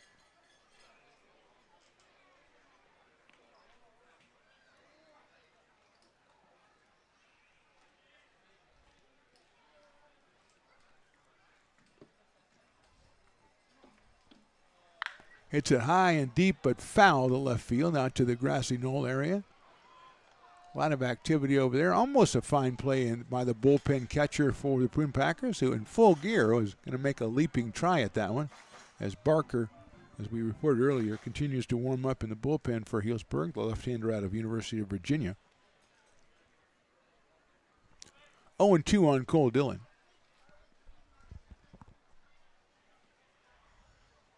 Outside, bounces one back to the backstop. It comes right back to Eamon Lance, but the umpire says, you know, that ball is not going to meet my specifications. I will throw a new one in, and we will commence play with that one.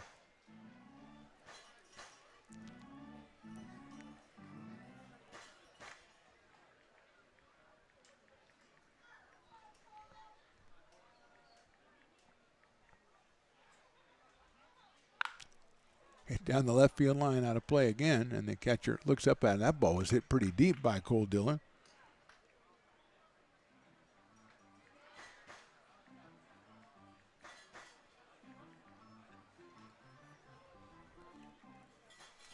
So still 1-2 on Cole here in the bottom of the fourth inning.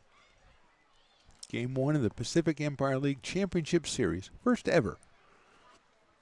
That's outside. So when they look back on this in years, they're going to go, who was the engineer for the first ever Pacific Empire League Championship Series game broadcast? It's going to be Riley the engineer. That's pretty good. That's feather in the cap there, Riley. Pass ball outside. Lance was throwing the ball down to third base. Caruso was ready to receive it, but the umpire said outside. So it's 3 balls and 2 strikes.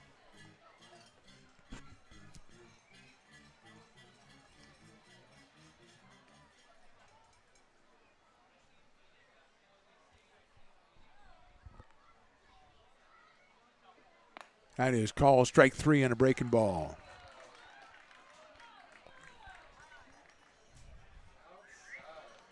So Dillon is out on strikes. It brings up Zach Chamiso. That is the 3rd strikeout for Evasion.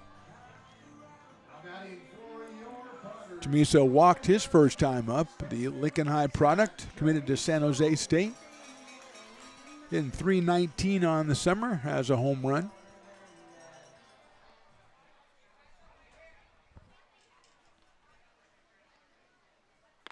Takes a strike, 0-1. 80 miles an hour from Evasion. Used that pitch where he's taken about 8 or 9 miles an hour off. Right down the middle to get ahead, 0-1.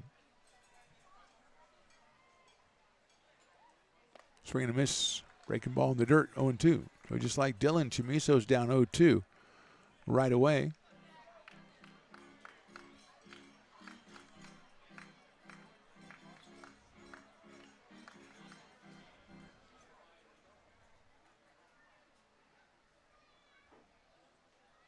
Inside, did that hit him? I think it did. A breaking ball, and Chamiso's going to go down to first base. So a break for the Potters. The 0-2 pitch hits Chamiso. I don't mean to be cavalier about it, Zach. You know, when you listen back to this or whatever, watch it. But we're going to have the umpires talk and see whether he swung. I don't think he did. Whether he came around in a swing. I don't know what they're doing. So I just heard some yelling. They talked, and I just heard one guy just went like that, and then they did some yelling. So Chamiso's at first base. And Drew Andrews, who struck out his first time coming to the plate. 286 for Drew.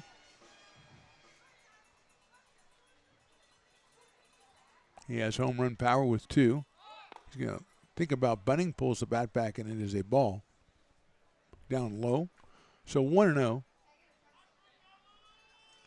Checks with Tyler Malone down at third. Mike Lanier over at first. Tyler Robertson in the dugout, pulling the strings. Andrews chops it, but foul.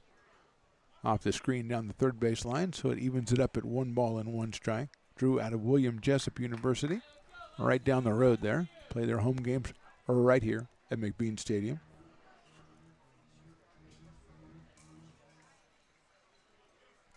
Intern John on the mic tonight down on the field, doing a great job. Andrews hits it to short, broke his bat, picked up it short to second for 1. They're not going to be able to get Andrews at first. It's a fielder's choice. Chamiso is retired.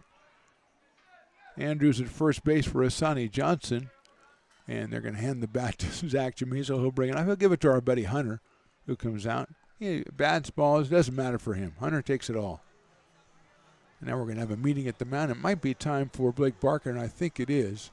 Let's see if Evasion has reached his pitch count tonight, as there's a contingent coming in from the Prune Packers bullpen area.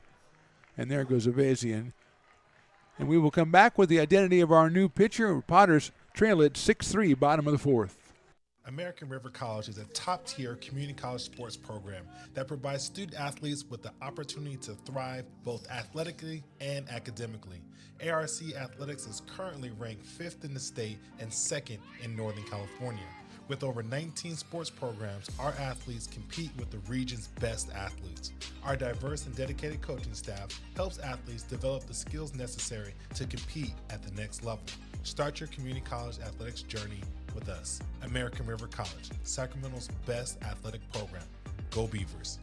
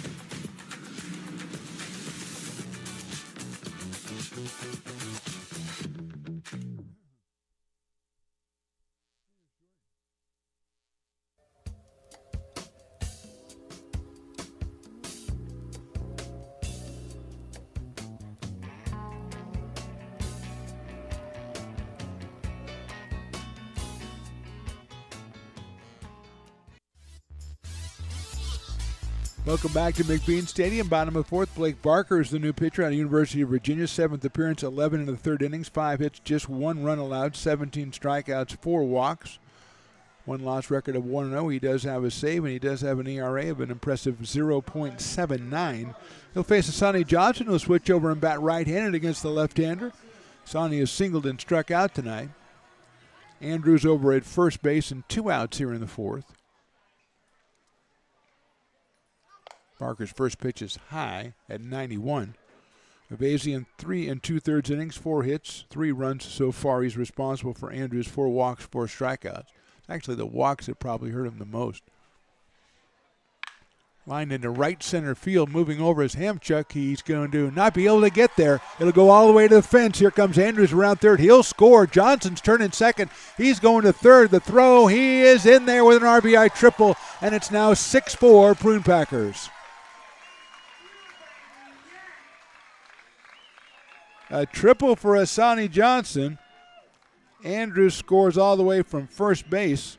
It's 6-4, and that'll bring up Caius Gargett, who will also turn around and bat right-handed against the left-hander Barker.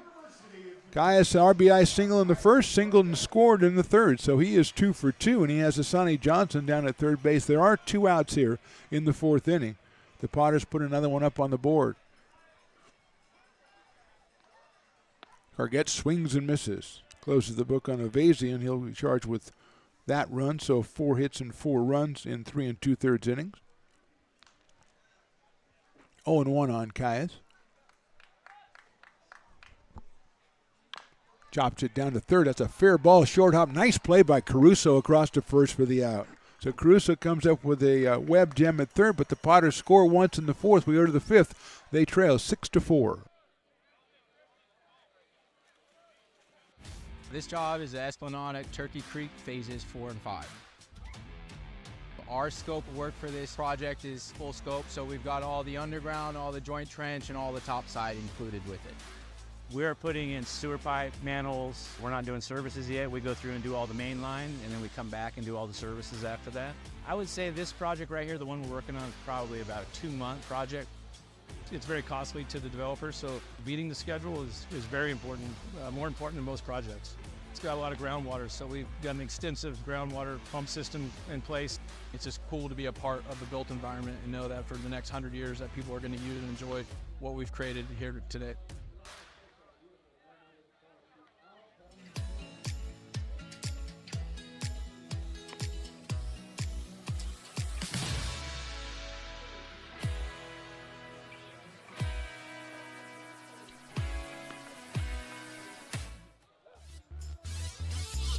Top of inning number 5. It's a 6-4 ball game. Potters and the Prune Packers. Eamon Lance, Luke Mastoni, and Cole Caruso will be against Gerald Hansen, who's still in there. He's had 3 good innings and 1 not so good inning, although most of the runs in the 6th inning, or his second inning, the 6-run second inning, most of those were unearned. But he shut them down with 2 hits over the other 3 innings. He also has 5 strikeouts as we go into the 5th, and it'll be Eamon Lance, who has reached on an error and walked.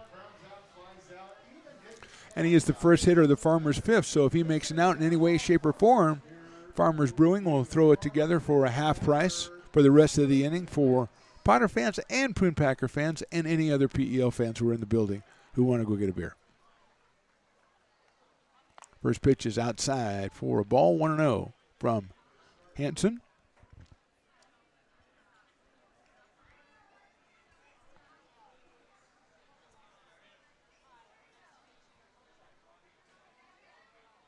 That's down low and outside, so it's 2-0.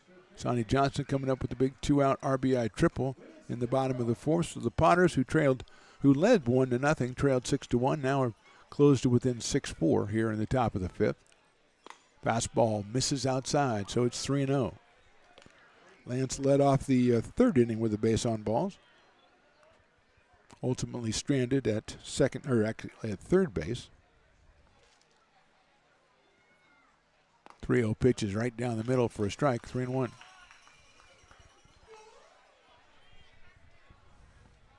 Lance out of Arizona State University against Gerald Hansen from Cal State Northridge. Hit high in the air to left field. Furry looking up. He doesn't have the sun to contend with anymore, so he makes the catch for the first out.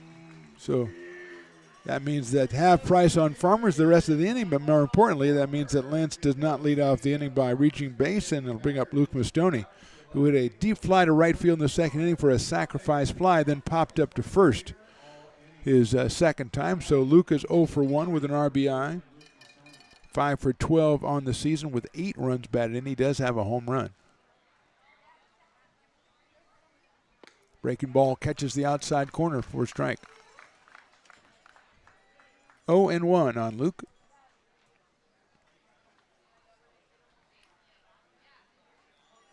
Takes that one a little bit outside.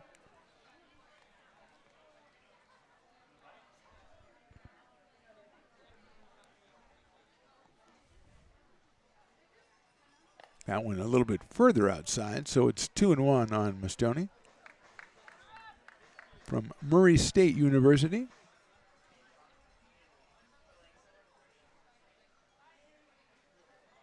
Lines that one over, shortstop in the left field for a solid base hit. So Mastoni gets his first hit. That is hit number 9 for the Prune Packers. And it'll bring up Cole Caruso, who has popped a second and singled. Caruso from the University of Michigan came in with a .317 batting average. Hitting in the number 8 spot for Healdsburg.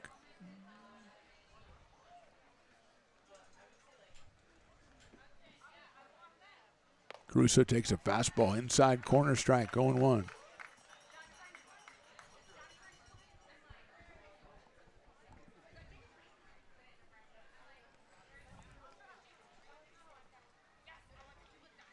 That one swung on and missed off speed, pulls the string, 0-2.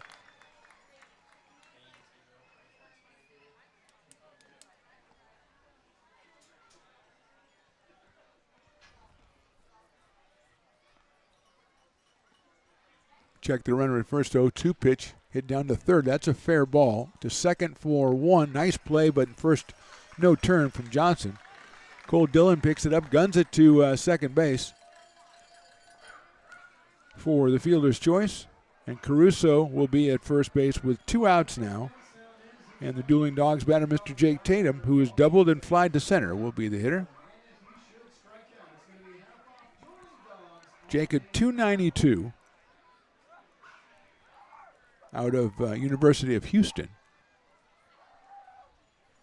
Right-hand hitting second baseman. Pretty big lead over at first base by Caruso. Pitch is inside, picked up by Rose. Throws the second in. It's waiting there for the runner as he slides into the tag. So Potter shut him down in the top of the fifth. We go to the bottom of the fifth. Potter's trail 6-4. I'm Bill Spear, North Valley president of Five Star Bank. In a time when business can feel so uncertain, we're here for you every step of the way. I know they have a lot of bells and whistles within their bank, but just the relationship piece here locally on the business side is huge for us. 5 Star treats us like we're number one. They're right there with suggestions, with help. So I have to bank with people that have our mission in mind. We're Five Star Bank. How can we help you?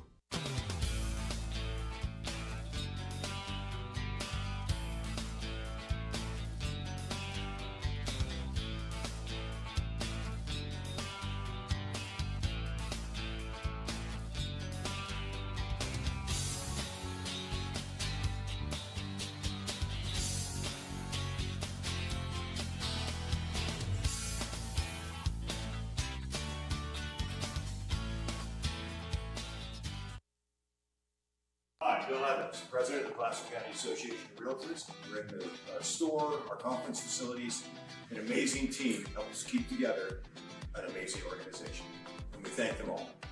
This organization can't do what it does and can't run the way it runs without the help of so many members volunteering their time. The success of the Placer County Association of Realtors is largely dependent on our active volunteer members to help our organization and industry. The work Bottom of the fifth, Piper running the dance contest down there. The song is "It's Raining Tacos," which is a subtle dig to Javi over at Mi Ranchito that it would be nice to have some tacos up here. And we got a winner. Oh, the winner is maybe 3.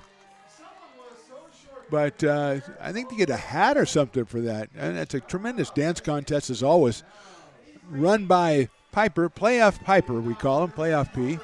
Luke Mancy will start us off. Trey Furry will follow him. Then Will Lindbergh against Blake Barker, the second pitcher for the Prune Packers. Mancy slices it foul down the left field line over by the grassy knoll area. And it is 0-1. Luke is into a double play and walked. Scored in the third inning on the back end of a double steal with he and Trey Furry. Lines that one in the same spot, virtually the same place. And it is 0-2.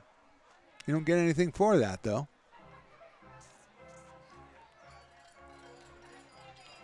Piper jauntily walking away after running a tremendous dance contest. It's out down to first base. Big hop over there for Mastoni. He'll step on the bag for the out. So Mancy is out, 3 unassisted. One out here in the fifth, and Trey Furry, who's flied to right and singled, and is 1 for 2 in this one, came in at 310. Folsom Lake College, William Jessup University, Trey Furry, Potter legend. Stepping up here, batting in the 4th spot for Tyler Robertson tonight. Swings and misses at that fastball from Barker at 91. Potters led 1-0, trailed 6-1, and have put 3 up on the board in the last 2 innings to trail at 6-4. Furry takes down in the dirt, 1-1.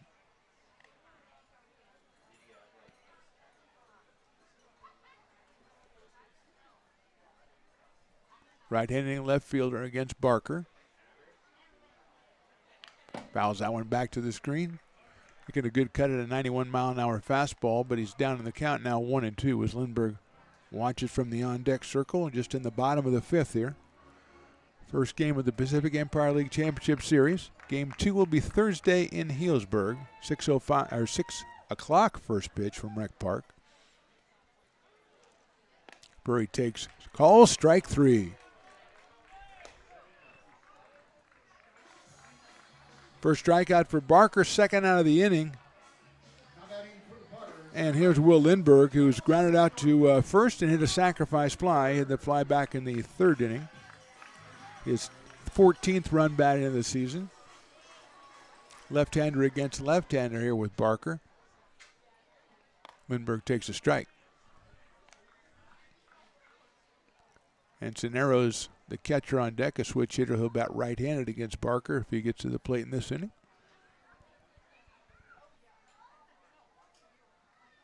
Swinging a foul ball into the catcher's mitt, so it's 0-2.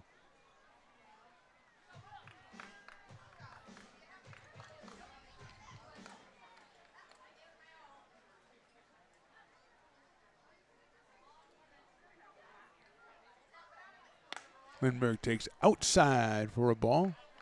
93 from Blake Barker on that one, just off the outside corner. So it's 1-2 on Will. That's down low, 2-2. Eamon Lance smothering that one. No activity that we can tell or discern in the Potters bullpen or the Prune Packers right now. 2-2 coming up. Lindbergh slices it foul back into the screen, so it's still 2-2. Tyler Malone will handle that one down in third base coaching box.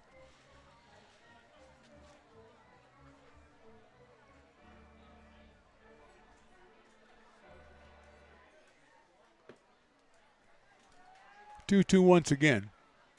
Chop foul down the first baseline this time on an inside fastball from Barker at 92.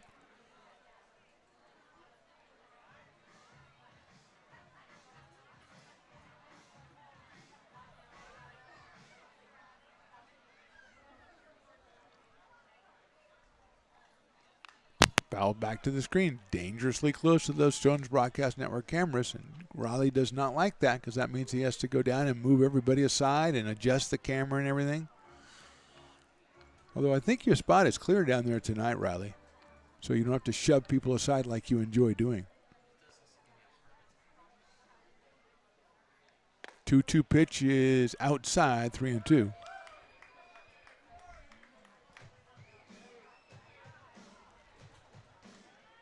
So full count to Will, 2 outs here in the bottom of the fifth.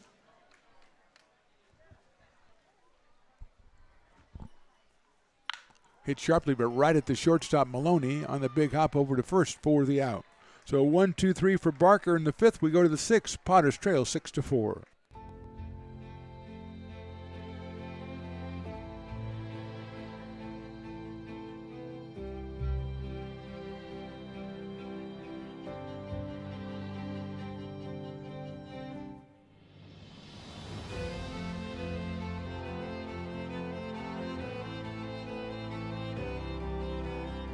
Situated on the corner of Lincoln Boulevard and 5th Street, this iconic building has been the home to several hotels over the decades, the most famous and longest running of which was the Lincoln Inn.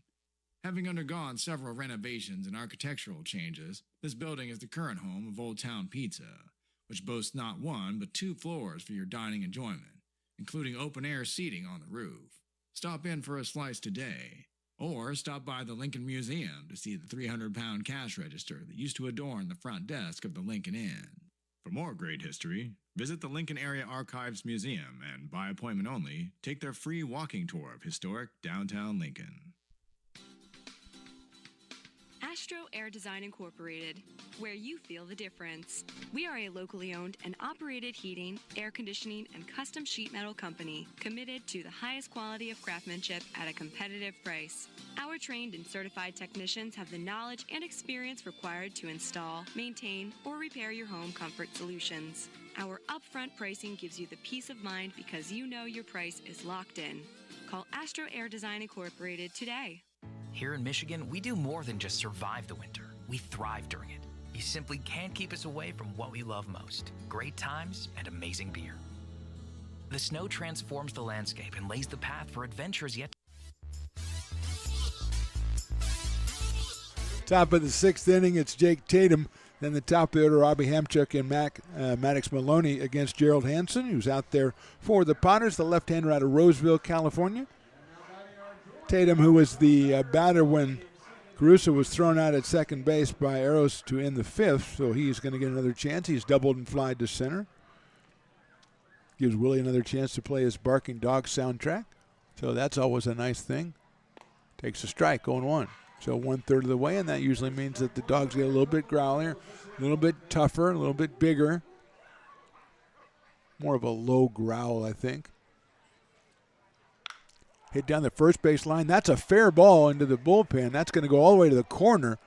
Going to second base is Tatum, and he's thinking about third. He'll go. The throw will be not even in yet, and it's finally cut off as that one got way into the corner down there. I think they're going to make him go back to second base and say that the ball was under the fence, but now they're going to talk about it. He's staying at third. The umpires are We've got another umpire who's going to, the first base umpire who went out, he'll make the final call since he's the one who was right there. And he'll pass along what was going on, and we'll figure out if we're second or if we're third. And we are, I believe we're second, but the third base coach for Healdsburg is going to go, look, I was at the meeting at home plate, which lasted like 7 or 8 minutes today. And we never discussed that. So I think that we should reconsider. And now they're going to reconsider and send the runner back to second base. So Tatum with a perfectly placed hit down the first baseline has his second double of the game. That is hit number 10 for the Prune Packers and brings up the top of the order Robbie Hamchuk. And now we have umpires moving all over the place. Okay, now we're talking to the first base coach for the Prune Packers. And I think we finally got it figured out, and Tatum is stuck at second base. Double's nothing to sneeze at. Not like a triple, but still. Hamchuk has doubled, he's singled, and he's struck out. So he is 2 for 3 with 2 runs driven in and 1 run scored out of the University of Michigan. Slices that one down the right field line, but that one is foul. Potters with a left-hander warming up. That might be Healdsburg down there. I'm not sure. We'll get Ronnie the engineer on the Stones Broadcast Network binoculars and figure it out. 0-1 on Hamchuk with Maddox Maloney to follow here in the top of the 6th.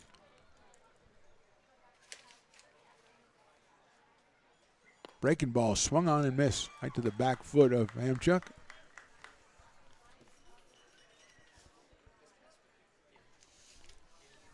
So it's Luke Healdsburg warming up for the Potters. 0-2 now on Hamchuk.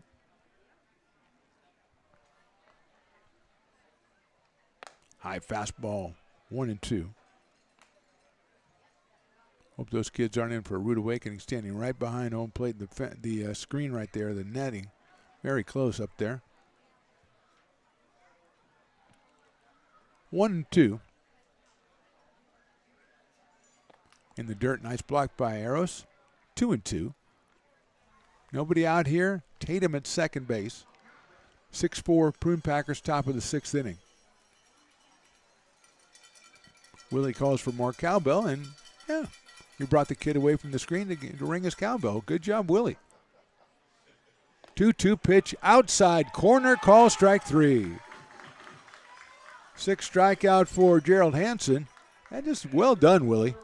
He's a substitute teacher. He knows what he's doing. That'll bring up Maddox Maloney, who struck out, singled, and reached on an error. They're going to go to third and safe. Stealing third is Tatum.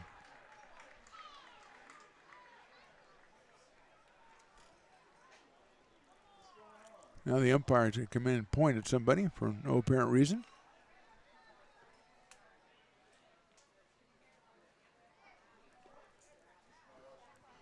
So Tatum materializes at third base.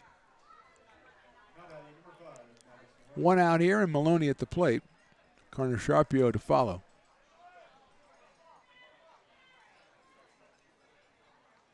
Arrows is going to move the infield in with the runner at third base. And a 6-4 count here in the 6th inning.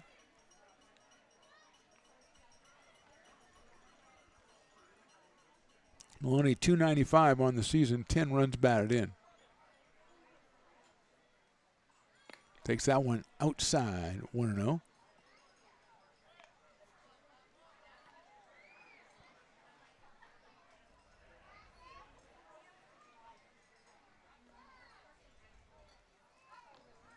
Hansen getting the sign from Arrows. 1-0 pitch. Little blooper over the head of Johnson in this right field for a hit. Might have got that one in regular position, but it's a single for Maloney. Run scores from third, and it's now 7-4 Prune Packers. Maloney gets his second hit of the game, picks up his 11th RBI of the season. And here's Connor Sharpio. Just hit that one off the handle and got it over drawn-in infield, which is, you know, your risk rewarding on that one.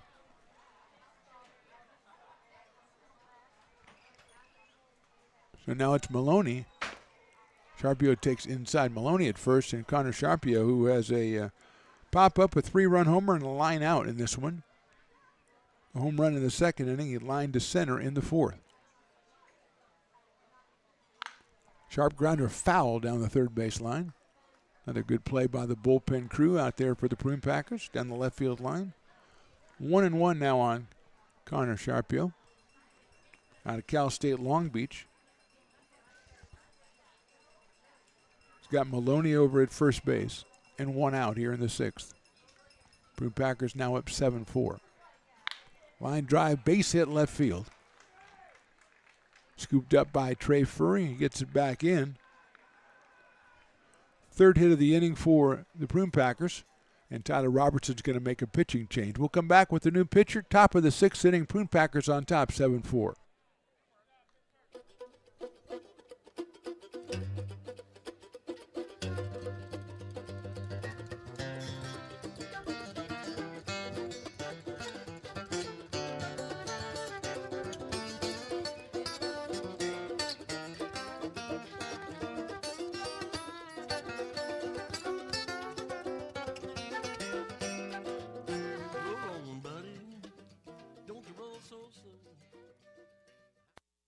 Being a laborer means everything. It was what took care of me when I was growing up. It's what takes care of me now. Because of President Biden and the money he's put into infrastructure, the need for our workforce to expand is out of this world. When our members are able to go to work on these big projects that are funded by Biden's economic investments, it means continued growth in their wages, in their pensions, in their health benefits. It means they're going to be able to take care of their families.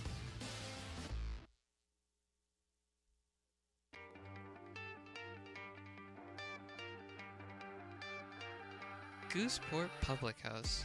We have sports on 10 big screen TVs, 23 beer taps with classics and crafts, a full bar with creative craft mixed drinks, live music, and most importantly, great fresh food. In downtown Roseville off Vernon Street, only 15 minutes from the ballpark. See ya at Gooseport.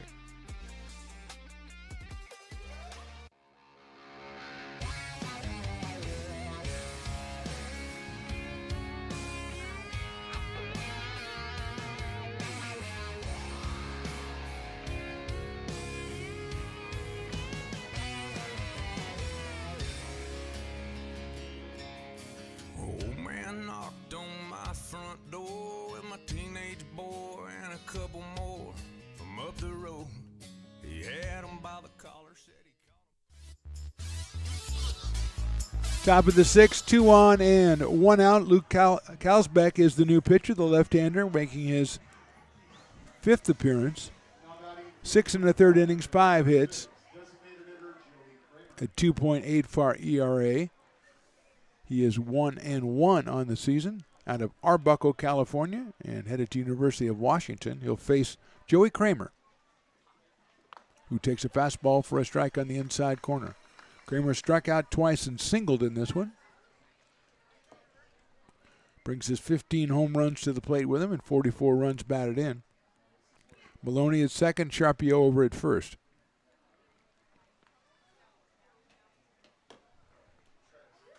Breaking ball, nub down to first base. Chamizo's only going to have one play. He'll step on the bag and retire Kramer, moving the runners along to second and third. 2 out, and Camden Hayslip will be the hitter. Singled, fly deep to center, and struck out for Camden against Gerald Hansen. Scored a run back in the second, so he is 1 for 3, has 9 home runs. 29 batted in, 328 average coming in out of the University of Alabama. Left-hander against the left-hander Kalsbeck.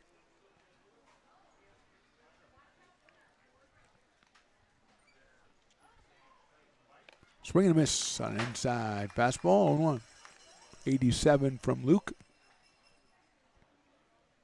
6'3", 195 pounds out of Arbuckle, California.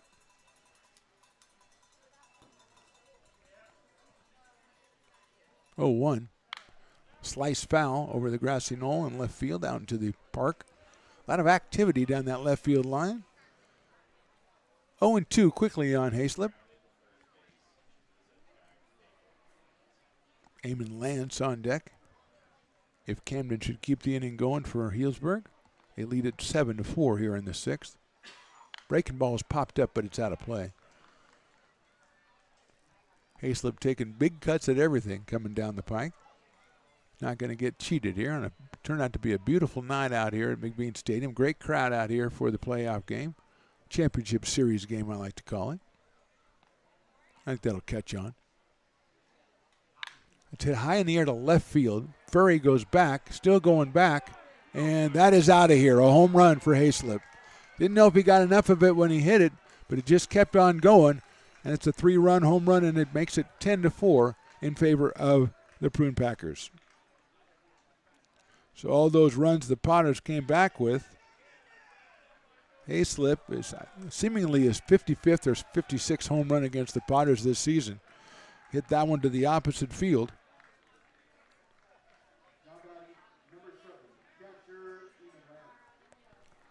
So 4 runs in the inning for the Prune Packers to bring up Eamon Lance.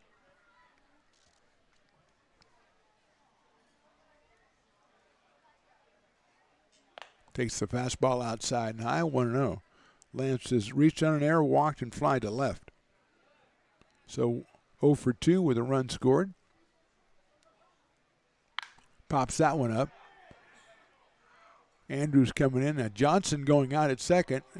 Andrews can't see it. It's going to drop in the throw to second, and he's going to be in with a double. Andrews never saw it. Johnson didn't realize that, I don't think, until it was too late. And Lance is in at second base.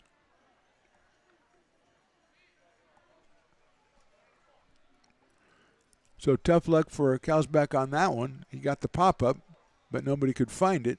So Lance is now at second base, and Mastoni will be the hitter. Sac fly, pop out, and a single for Luke. So he's 1 for 2. Picked up his 12th run batted in. Excuse me, his 8th run batted in. With that sacrifice fly back in the second inning, when the Prune Packers had 6. Breaking balls in the dirt. 1-0.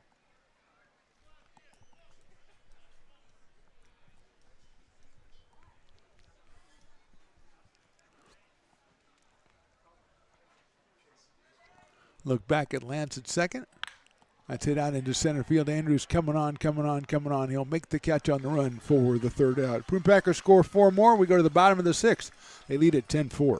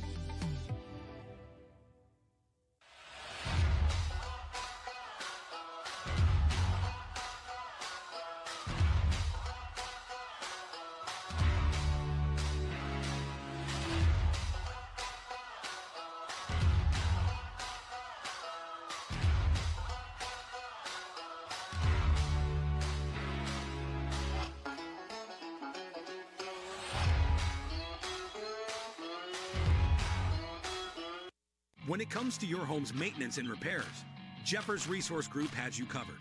Our handyman services offer a comprehensive range of expertise, from minor carpentry to drywall, electrical and flooring for property managers, landlords, and renters alike. We ensure that every job is completed to the highest standards, so you can have peace of mind. Contact us today to discover how Jeffers Resource Group can help keep your home in top shape.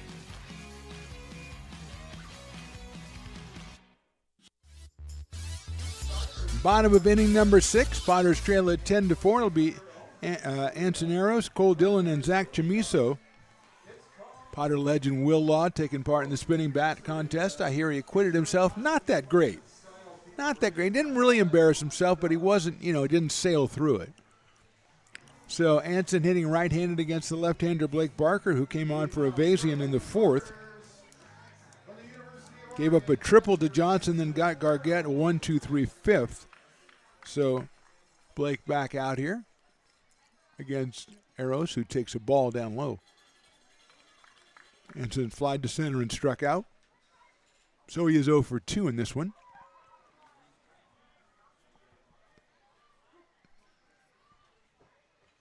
Swings and misses at that one. 1 ball, 1 strike. Barker at just 87 on that one. He's been as high as 93.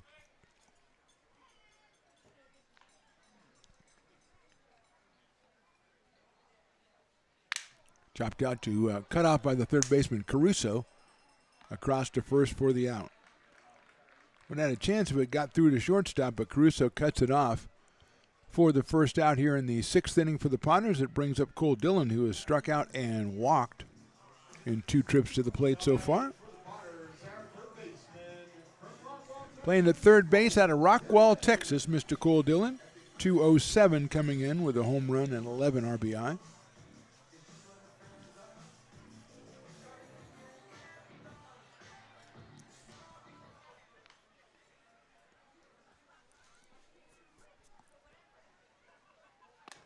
Check swing, he went around, 0-1.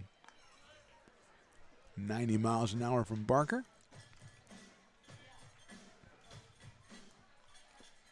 Big inning for the Prune Packers, 6 runs in the second and then 4 more in the 6th. Potters chipping away in between the 2 innings, but they can only muster 4. Line drive right back up the middle. What a diving catch at shortstop by Maddox Maloney. Diving to his left, taking a hit away from Cole Dillon. You hate to see it for the Potters, but what a play by Maloney. A true web gem for the second out here in the bottom of the 6th inning, and to bring up Zach Chamiso.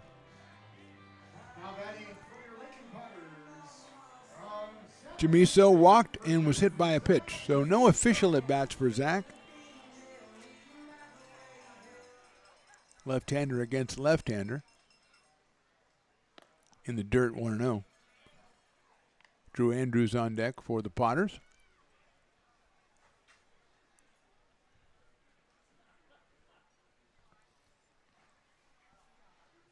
Chamiso swings and fouls that one back to the screen.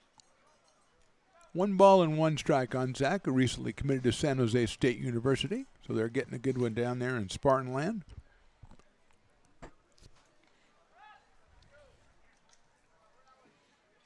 Swings and misses at that. Beautiful slider from Barker. Started out over the plate but didn't end up there. It's 1-2, which seems unfair in a way, but I suppose that's the whole point, isn't it? That's outside and low, 2-2. Eamon Lance behind the plate for the Prune Packers. Caruso at third, Maloney at short, Tatum at second, Mastoni at first, Sharpio, Hamchuk, and Hayslip in the outfield. 2-2 pitches low, 3-2.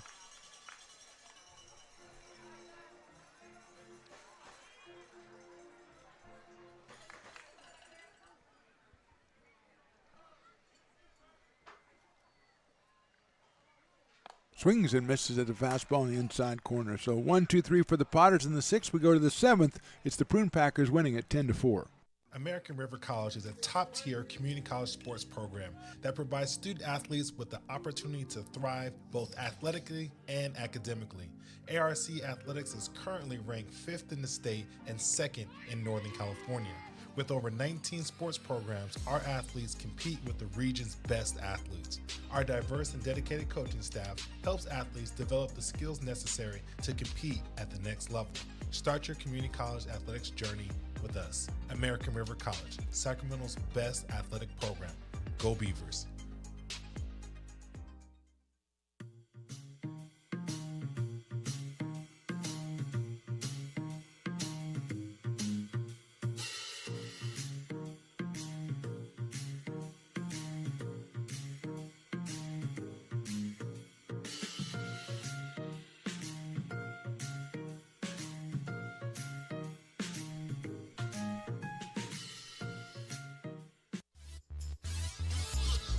Top of inning number 7, playing some Neil Diamond over the speakers. And again, I'll just say it one more time. It wouldn't hurt to get a different song.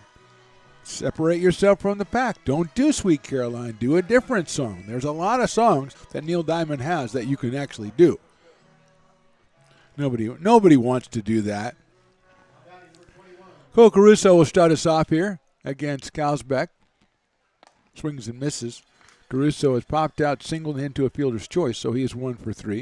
He's followed by Jake Tatum and then Robbie Hamchuk. 8, 9, and 1 for the Prune Packers.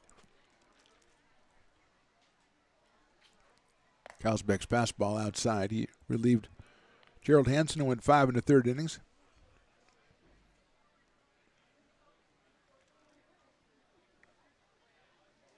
Fouled out of play. So 1 and 2.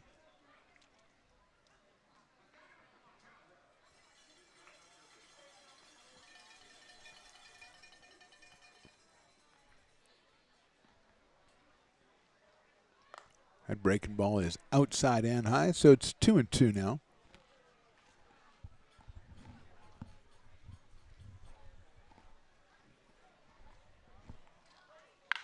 Line drive, left field, base hit. Caruso spanks one to left field. That is hit number 15 for the Prune Packers and brings up Jake Tatum, who has 2 of them, both of them doubles.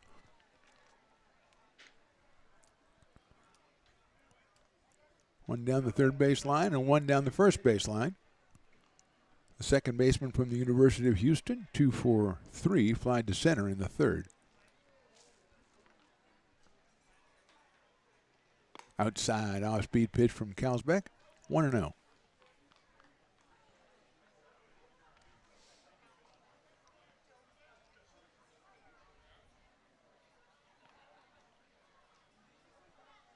Go over to first base, the runner is back easily.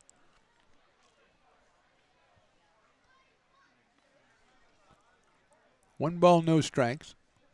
Just starting the top of the 7th inning here. Outside, the throw to first is way over the head of the first baseman. Getting up is Caruso. He might try for third. Is running it down is Lindbergh, and Caruso around second. He'll go to third. He might keep going. He will keep going. The throw is in. It's cut off. It's not even going to be made at the plate. Caruso comes all the way around and scores on the throwing error. Third error for the Potters tonight.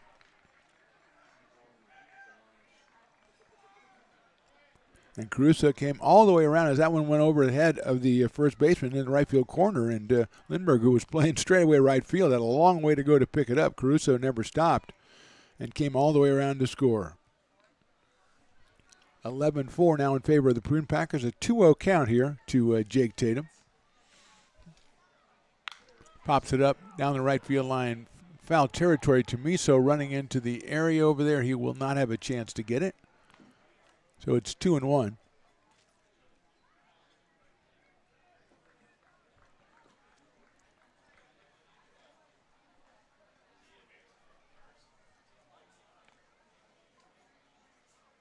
Two balls and a strike on Tatum. Fly ball center field. Andrews going to have to go back at the last minute. Reaches up and makes the catch. Tatum hit it very well, but Andrews makes the catch in center field for the first out. Goes back to the top of the order, and Robbie Hamchuk, who has doubled, singled, and struck out twice. 2 RBI and a run scored for Robbie. Came in at 344. Picked up runs batted in number 10 and 11.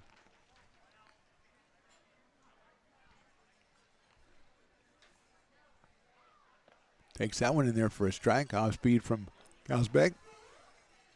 0-1.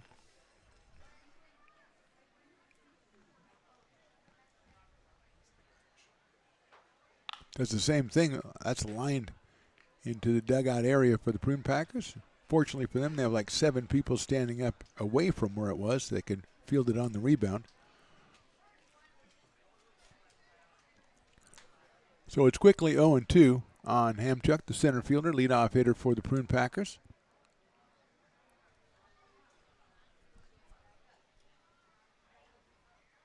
Swings and misses.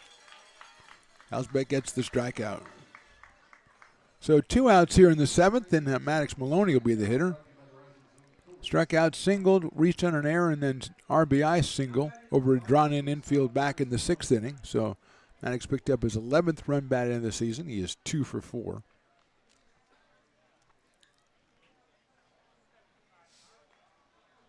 Breaking ball, a check swing, and it's in there for a strike, 0-1. Maloney out of the University of Oregon, just like the catcher Encineros for your Potters, so probably chatting right now about experiences. Fastball, nice looking pitch inside for a ball. 1 ball, 1 strike. Connor Sharpio on deck. Breaking ball swung on and missed. 1-2 on Maloney.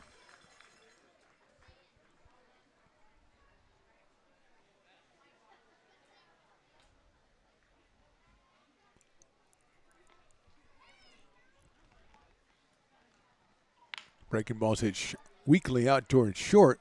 A long throw to first base, and he did not get him. That was Gargett. Nothing really much he could do. Cutting in front of him was Dillon to try to cut it off. He couldn't, and legging it out is Maloney, his 3rd hit of the night.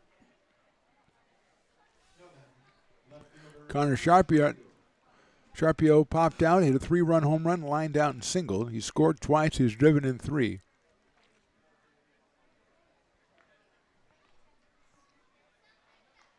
Pops that one up, and it's out of play to our right.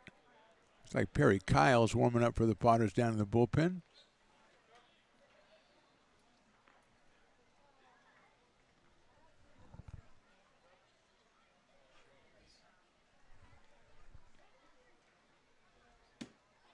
That one's fouled back to the screen. So quickly 0-2 on Sharpio.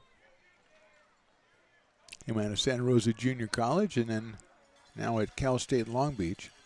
Joey Kramer on deck.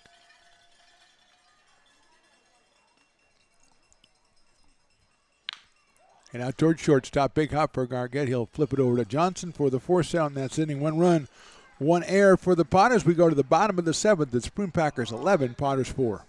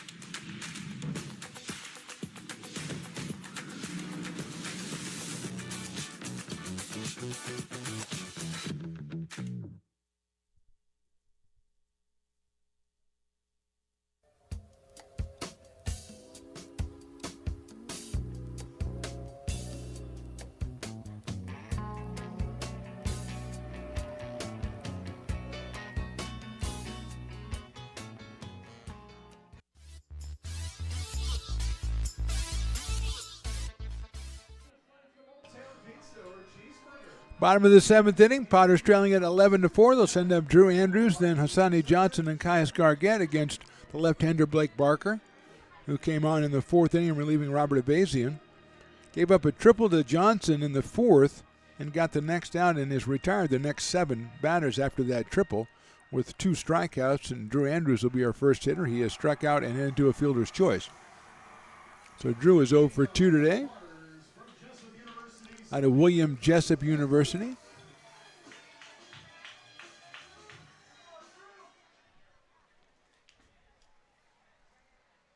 Swings and misses at that one from Barker at 88, so it's 0-1 on Drew. 286 for Andrews, 2 home runs and 7 batted in, and not that many at bats for the Potters this summer. Takes that one inside and low, so it's 1-1.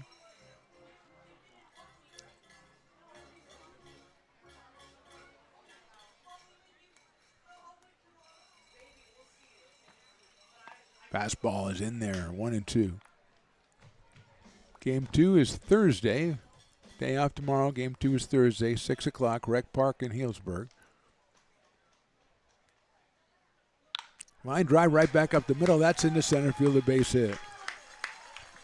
Took something off that one at 86, and Drew shot it right back up the middle for the Potters' 6th hit of the night, and it'll bring up Hassani Johnson, who has 2 of those 6, a single in the 1st and an RBI triple in the 4th. He struck out in the 3rd. Hassani batting right-handed against Barker, greeted him with an RBI triple back in the 4th.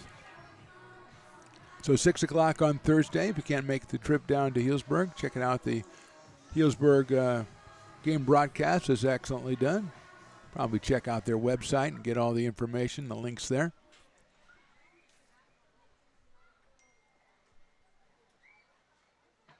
Johnson takes the strike.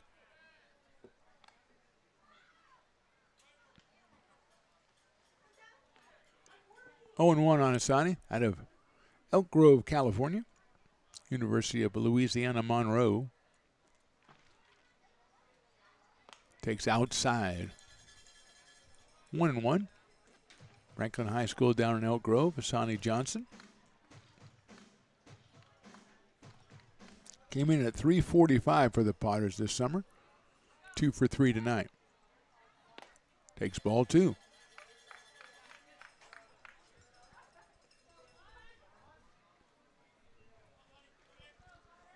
Does look like there is somebody warming up for the Prune Packers way down that third baseline, way in the corner down there. Have to get the strong magnification for the Stones Broadcast Network binoculars. Sonny takes outside, 3-1. You're going to see all the way down to that corner. We don't usually see any Prune Packer pitcher go over 2 or 3 innings. Have a pretty deep group over there. They come out throwing hard right away. 3-1 pitch. Chopper out towards second base. Tatum's going to have to short up, but it's into center field, under his glove for a base hit. Good base running by Drew Andrews. He just kept on going. That's a tough play out there for Tatum. He had to got the big hop and had to take the real short, quick hop. And Johnson has his third hit. It's first and third. Nobody out here in the 7th. Alec Ballardis is the right-hander warming up. We saw Alec last time. So with 2 on and nobody out, it's Caius Gargett. He singled in the first, he singled in the third, and he grounded a third in the 4th inning. A good play by Cole Caruso. Retired Caius.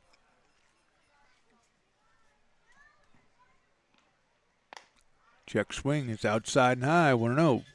Luke Mancy on deck. Potters now with 7 hits in this one.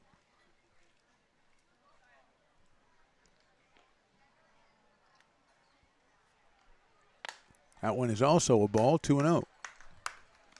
Coming in at 91 from Barker.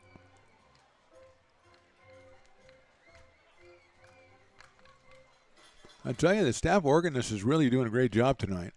I don't know why we don't have him here every time. There goes the runner. The pitch is high. The throw is not made. And getting back to third base is Drew Andrews as Johnson goes into second with the stolen base. Weren't going to fall for the double steal again, but almost caught Andrews off of third. But he gets back safely. It's a 3-0 count coming up to Caius Gargett. Takes a fastball right in there for a strike.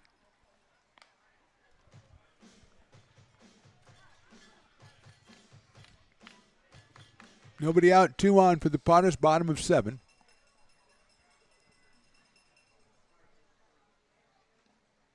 Three-one pitch is outside and high. So Gargett gets the base on balls. The bases are loaded with nobody out here in the 7th. And Luke Mancy, the hitter. And there's going to be a little chat on the mound for the Prune Packers. Potters opened up the scoring with 1 in the bottom of the 1st. Then Healdsburg came back with 6 in the 2nd. Potters with 2 in the 3rd and 1 in the 4th, closing the gap. But then Prune Packers with 4 more in the 6th and 1 more in the 7th to open up the 11-4 lead. Potters threatening here with the bases loaded. A couple hits, Andrews and Johnson, then the walk to Caius Gargett. The umpire's going to go, hey, I'm as much of a fan of the conversation as the next guy, but you guys have been at it a while here. Why don't we just all break it up? As friends, no hard feelings. Break it up. You've already got a guy warming up. We know that. So they exchange some pleasantries, and we are ready to get going again. Mancy's hit into a double play, walked and grounded out to first. Out of the University of New Mexico, Mr. Luke Mancy, hitting .315 with 15 runs batted in.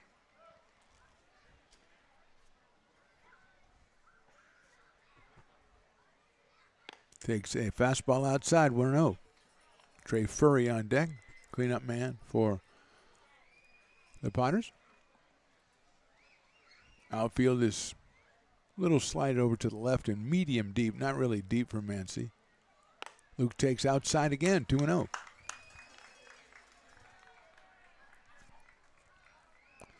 Potter's trailing by 7, so obviously the more base runners, the better for Lincoln.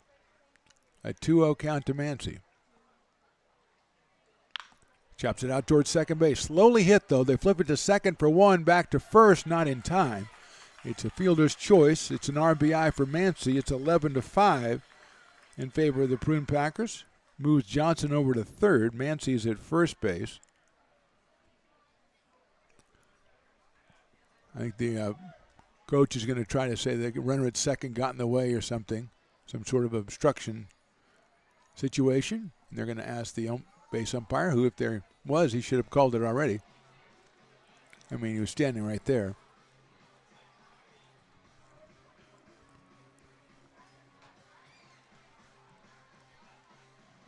Johnson moves over to third base. So it doesn't look like there's anything going to happen out of that. And now the coach is going to come back and chat with him again. And I'm sorry, once you're tried for a crime, you can't do it again. It's double jeopardy. And he said no, and you've got to learn to take that. So here's Trey Furry coming up to the plate. He's got Johnson at third. He's got Mancy now at first.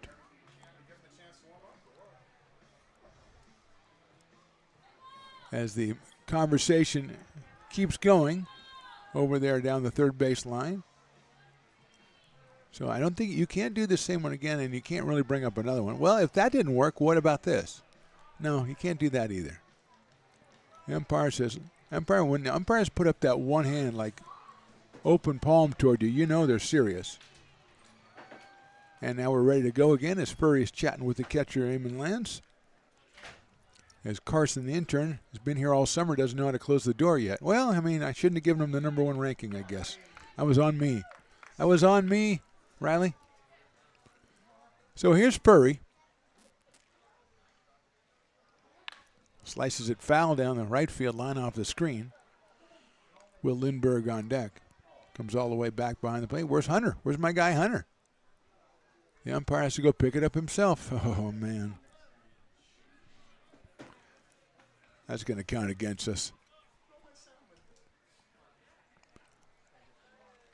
0-1 now on Trey. Outside. 1-1. Lance snags that one before it goes back to the screen, but it would have hit the backstop and come right back to him.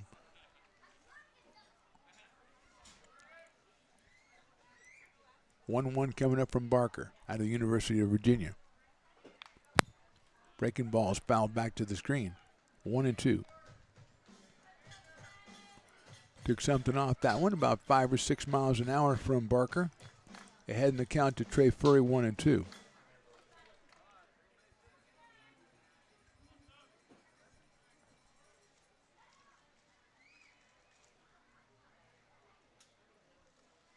In the dirt, and that's a nice block by Lance right there. 2-2. No telling where that one would have gone. Evens it up against Trey. Out of William Jessup University. Folsom Lake College before that. And Lincoln Potters during the summer for Trey Furry. Hit down to second base. Try it again to second for 1 from Tatum. The throw to first is in time. He's out at first. A 4-6-3 double play. So the Potters get the bases loaded. Nobody out. They score once, but that's it. We go to the 8th. They trail it 11-5. This job is the Esplanade Turkey Creek phases 4 and 5. Our scope of work for this project is full scope, so we've got all the underground, all the joint trench, and all the top side included with it. We're putting in sewer pipe, manholes. We're not doing services yet. We go through and do all the main line, and then we come back and do all the services after that. I would say this project right here, the one we're working on, is probably about a 2-month project. It's very costly to the developer, so beating the schedule is very important, more important than most projects. It's got a lot of groundwater, so we've got an extensive groundwater pump system in place. It's just cool to be a part of the built environment and know that for the next 100 years that people are going to use and enjoy what we've created here today.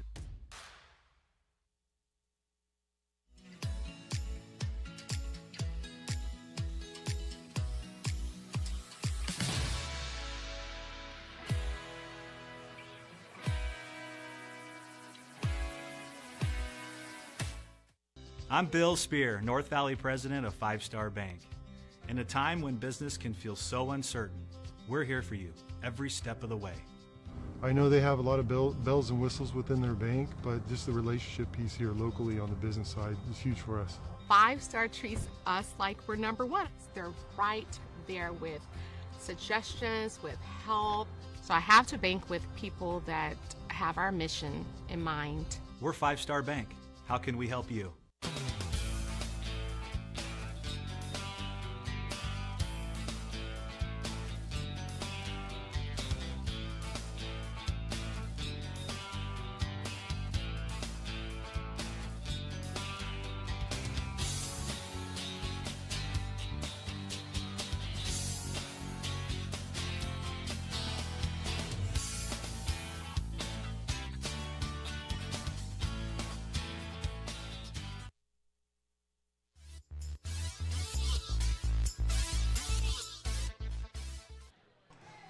Top of inning number 8, Perry Kiles is the new pitcher for the Potters. The right-hander making his 11th appearance, 13 in the third innings, 9 hits. He has walked 10, struck out 16. He's 1-1 on the season.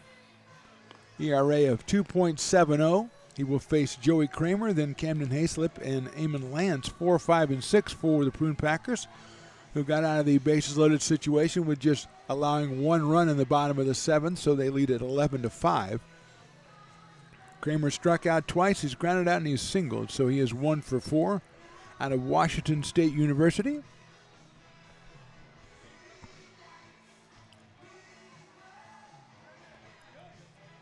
Game 1 of the Pacific Empire League Championship Series here from McBean Stadium in Lincoln, California. Mark the Phantom Low here with you, along with Riley the Engineer.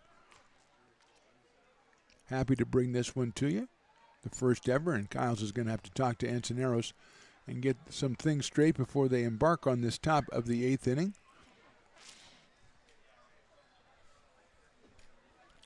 Great crowd out here for the first game of this series. Second game, take a day off tomorrow and convene again on Thursday in Healdsburg at Rec Park at 6 p.m.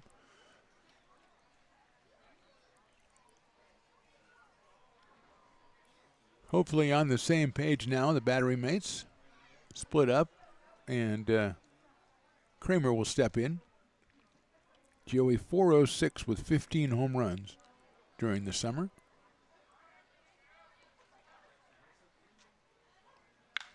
Lifts that one out toward right field toward the line. Will Lindbergh is keeping a run on. He's not going to get there. It's on top of the tarp over the VIP kiln area down there. So it is 0-1 on Kramer.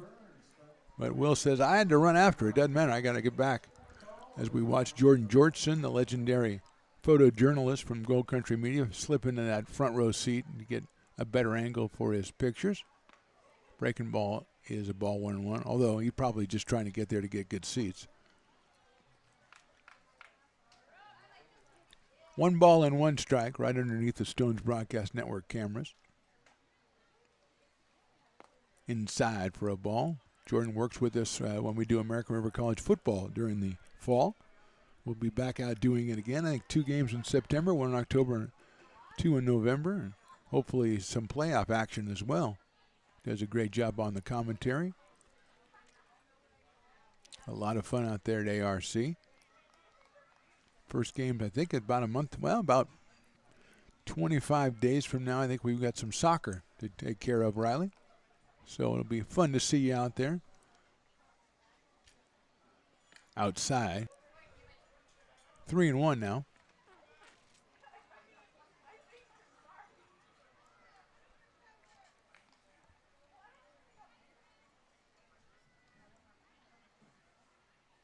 Popped up again, and that'll be out of play. 3-2. Late August, early September. Sometimes it's really, really hot, and sometimes it just gets cold. You never know what's going to happen out there. Kind of fits the soccer milieu. You really never know what's going to happen. Full count to Kramer. Ground ball, that's going to be Chamiso. He's going to have to get it to Kyles. He'll have plenty of time to do so and make the first out. So Kramer's retired for the first out in the 8th inning. It'll bring up Camden Hayslip, who is singled, flied to center, struck out, and hit a 3-run home run. So he is 2 for 4. He scored twice. He's driven in 3. That's his 10th home run of the summer. He now has 32 runs batted in. Left-handed hitter out of the University of Alabama. Comes up here with 1 out in the 8th inning. And Eamon Lance to follow him. Check swing. Called a strike. 0-1 on the left-hand hitting right fielder. 328 coming in. He has been a problem for the Potters all summer long. Swings and misses at that one. Off-speed pitch from Kyle's had him guessing. 0-2 quickly.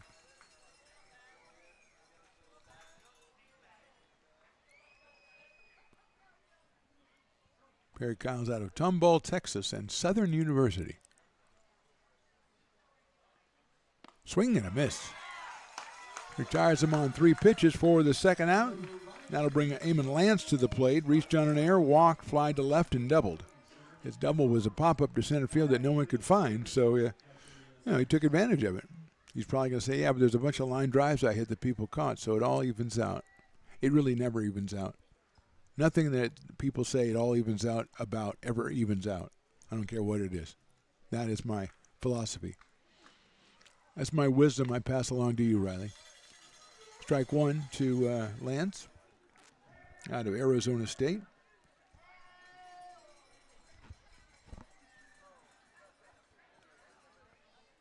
Big power hitter with 9 home runs this summer.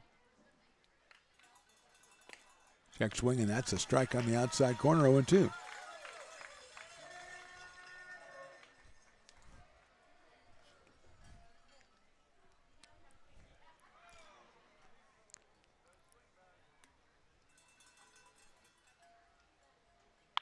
Line drive center field. Andrews coming over. That's going to drop in for a base hit.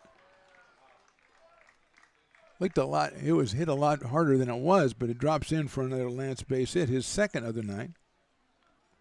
17th hit for the Prune Packers. And it will bring up Luke Mastoni. Mastoni had a sac fly in the second, popped out in the third, singled in the fifth, flied out in the sixth, and then singled in the seventh. So a couple hits.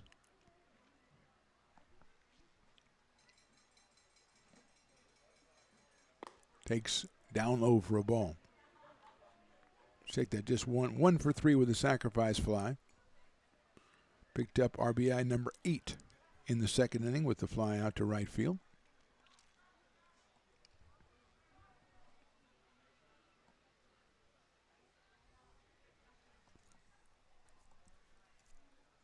Fastball inside.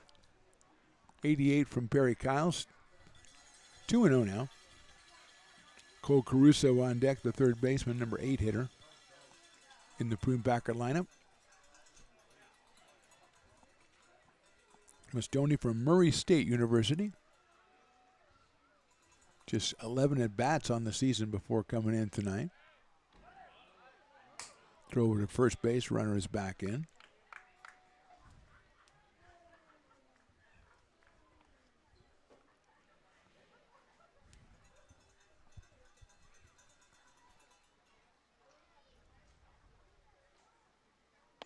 High for a ball, 3-0.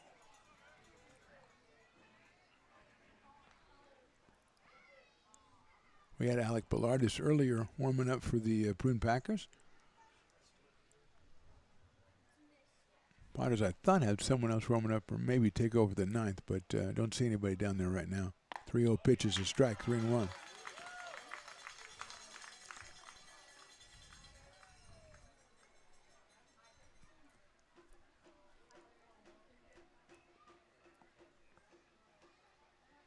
Three balls, 1 strike, 2 outs, top of the 8th.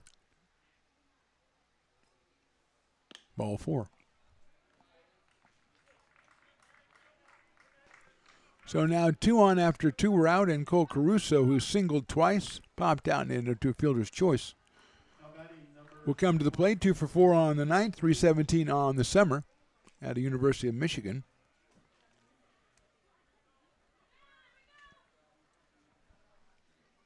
Right-handed hitter against Kyles. There's some good encouragement from the crowd. Strike him out. I approve of that. I endorse this message. Arrows is going to go out and talk to Kyles again. I think Caruso probably didn't take that personally, though. I don't think he thought that kid was yelling at him personally. So he settles in with runners at first and second.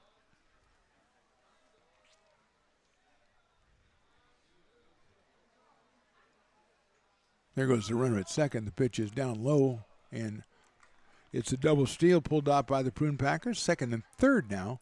A 1-0 count on Cole Caruso.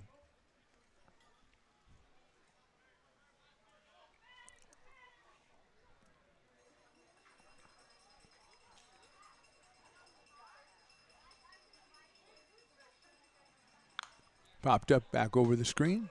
Evens it up, 1 ball and 1 strike.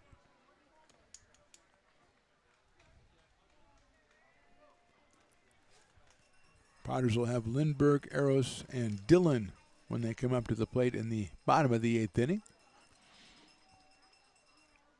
They trail it 11-5. Popped up again by Caruso. So it's 1-2 on Cole.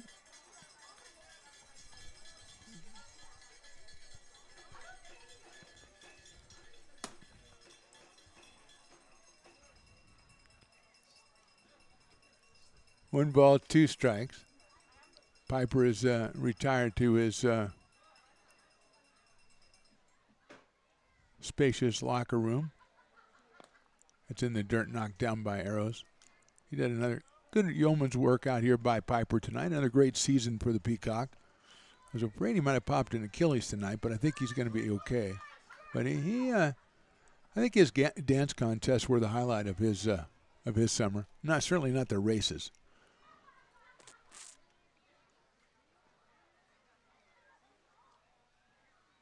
Kyles is going to step off after Lance is running down, and they're going to call a balk. Lance did what he set out to do, which is distract Kyles and cause a mistake, and he got the balk, and he'll score the 12th run.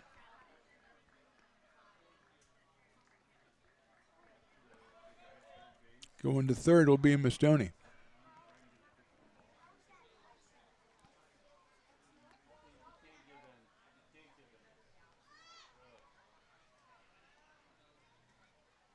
Caruso takes inside. Full count, 3-2.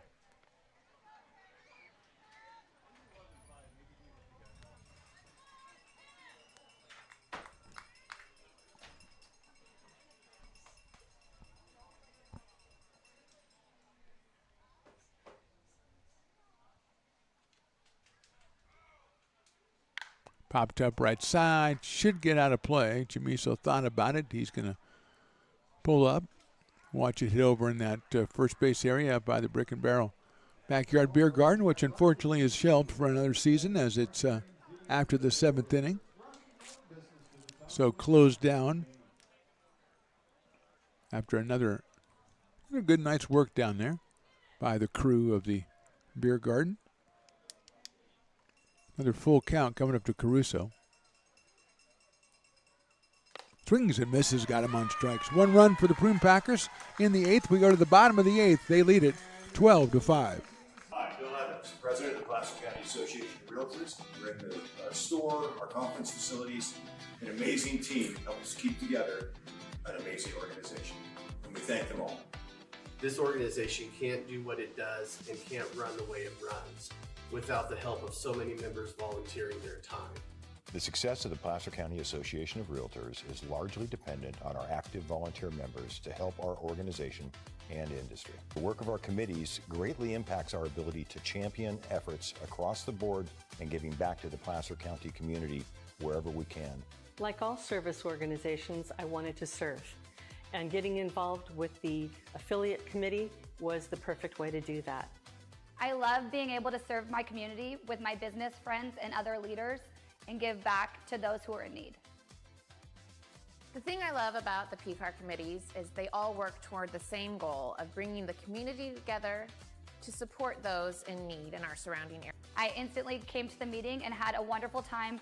felt like I was a part of something bigger, and it was just the start of my leadership journey.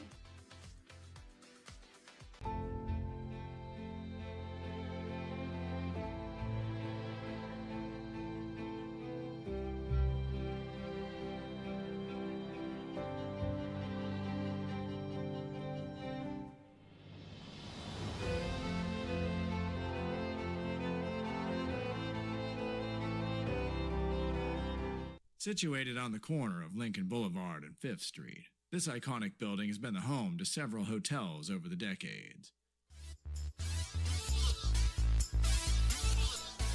Alec Ballard is the new pitcher as we move into the bottom of the 8th inning. It's a 12-5 Packers lead. It'll be Will Lindbergh, Antoneros, and Cole Dillon against Alec Ballardis.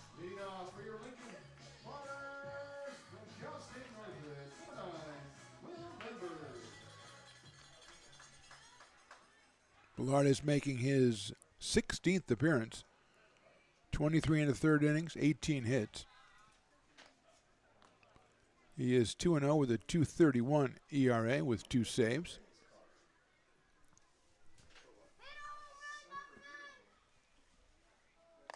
And Lindbergh takes high for a ball, 2-0. Another helpful heckle, hit a home run number 9, which I find to be tremendous and well-meaning, well-intentioned. Strike, 2-1.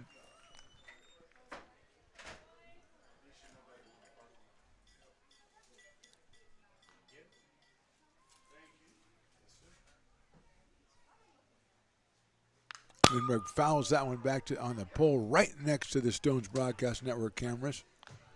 And that one reverberated across the universe right there. Almost knocked Rye, the engineer, down. It was so close. Although he's a slight fellow, so it doesn't take much to knock him down. Although he does his best to eat muy ranchito, so he's trying to bulk up a little bit. Fouled out of play by Will. Still 2-2. He has grounded out to first at a sacrifice fly and grounded out to short, so he's 0 for 2 tonight. Picked up RBI number 14 back in the third inning.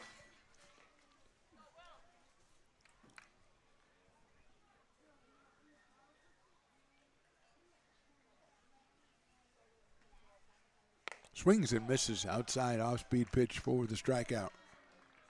One out here in the bottom of the 8th, and Antoneros will be your hitter. Fly to center, struck out, and grounded to third.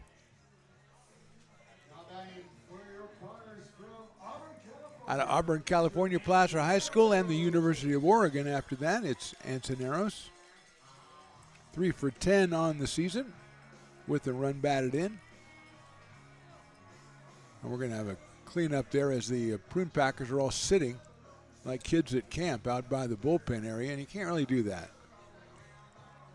Umpire just goes, get out of here. He doesn't have to get his rule book out to see what rule it is or anything. Just goes, get out of there. They were telling spooky stories in a circle or something down there. Probably had s'mores going on. You can't do that on the field, gentlemen. Take that into the dugout, will you?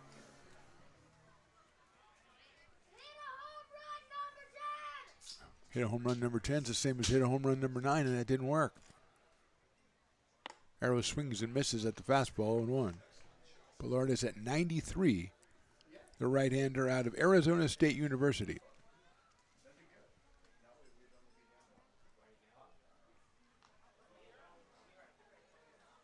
Swings and misses out as an off-speed pitch. It's 0-2 quickly on Arrows with Cole Dillon to follow.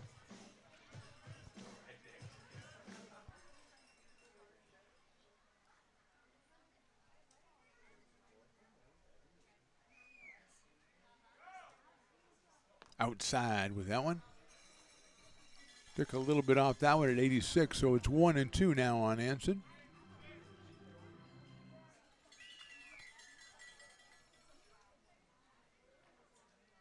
Breaking ball misses out. No, it doesn't miss outside. It's called strike 3. Arrows down on strikes.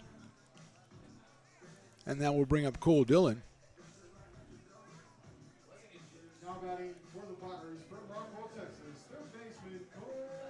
8 strikeouts for Prune Packers pitchers, and here's Cole Dillon, who walked, struck out, and lined out to short on a brilliant play by Maddox Maloney back in the 6th inning. So Cole is 0 for 2 in this one. Breaking ball moves him away. It's inside 1-0. Zach Chamiso is in the on-deck circle because he's the next hitter. That's how that works.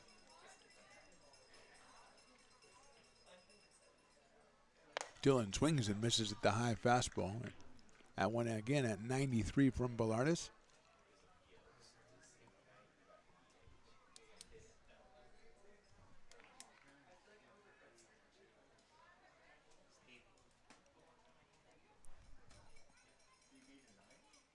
Breaking ball a little bit too high. Looks like Nolan Thebe is loosening up for the Potters out there in their bullpen. We'll see if he enters the game in the 9th inning. Avazian, Barker, and Bellardis for the Prune Packers. Check swing, and it's fouled out of play by Cole Dillon.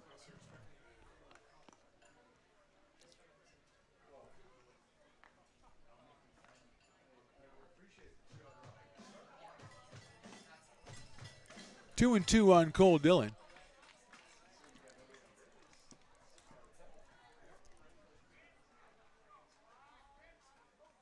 Breaking ball swung on and missed. So 3 strikeouts for Bellardis in the 8th. We go to the 9th. Prune Packers on top, 12-5. Astro Air Design Incorporated, where you feel the difference. We are a locally owned and operated heating, air conditioning, and custom sheet metal company committed to the highest quality of craftsmanship at a competitive price. Our trained and certified technicians have the knowledge and experience required to install, maintain, or repair your home comfort solutions. Our upfront pricing gives you the peace of mind because you know your price is locked in. Call Astro Air Design Incorporated today. Here in Michigan, we do more than just survive the winter. We thrive during it. You simply can't keep us away from what we love most: great times and amazing beer. The snow transforms the landscape and lays the path for adventures yet to be had. Trails ready to be explored, and freshly groomed hills ready for the first run of the day. And later, as the sun descends, it's time to unwind with great conversation and even better friends. Experience a taste of Michigan winter with Founders Brewing Company, born and brewed in Michigan.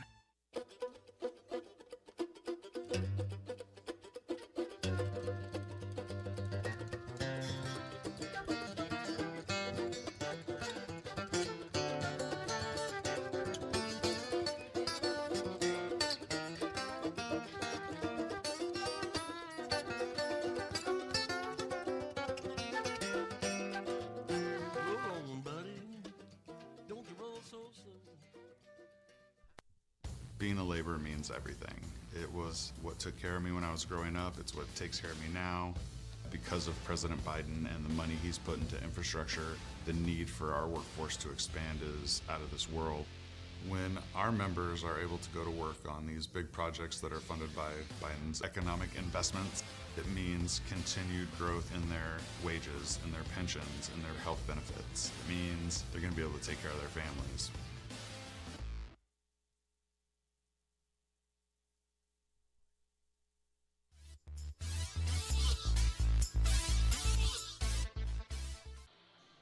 Top of inning number 9 out here. It's the Prune Packers 12, the Potters 5. Nolan Thebe, the right-hander out of William Jessup University in Wilsonville, Oregon, will be the pitcher for the Potters. He is the 4th Potters pitcher. Hansen went 5 1/3. Then Kalsbeck went an inning and 2/3. Perry Kyles 1 inning, and now Nolan Thebe. He will face Jake Tatum, who's scheduled, but I don't think that's Jake Tatum. I think that's Jonas Salk who will be hitting for Tatum.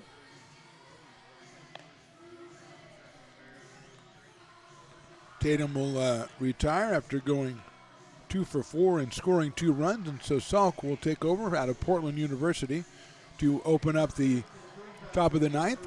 Then Robbie Hamchuk and Maddox Maloney, the next 2. Scheduled, although wouldn't be surprised we usually see Tommy Farmer toward the end of these games. So Thebe,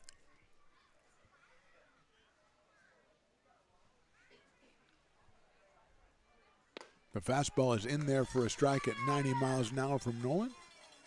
Leads the Potters with 4 saves this year.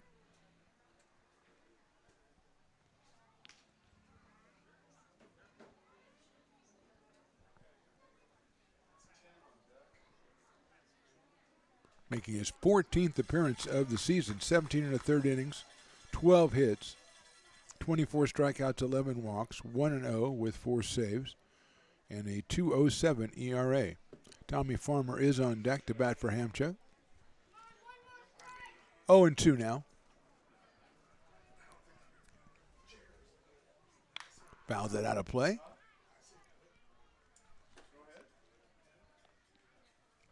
Tatum doubled in the second and doubled in the sixth, scored both times, and a couple of flyouts to center field, so he was 2 for 4.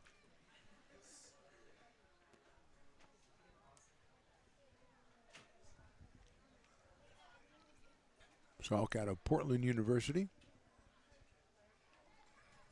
0-2 now.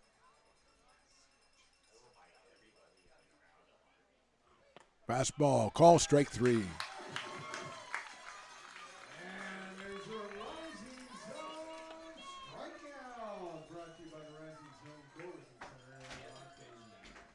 So Tommy Farmer will come up and bat for Robbie Hamchuk, who had a double and a single, then struck out 3 times. So it started off pretty good for him.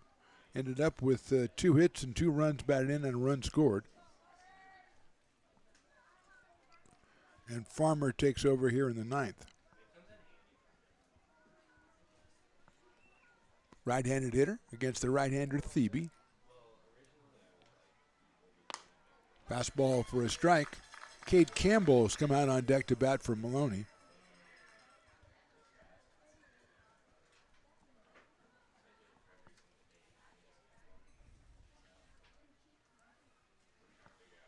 Oh and 1 now to Tommy Farmer. Swing and a miss. 0-2, that's 91 from Nolan Thebe.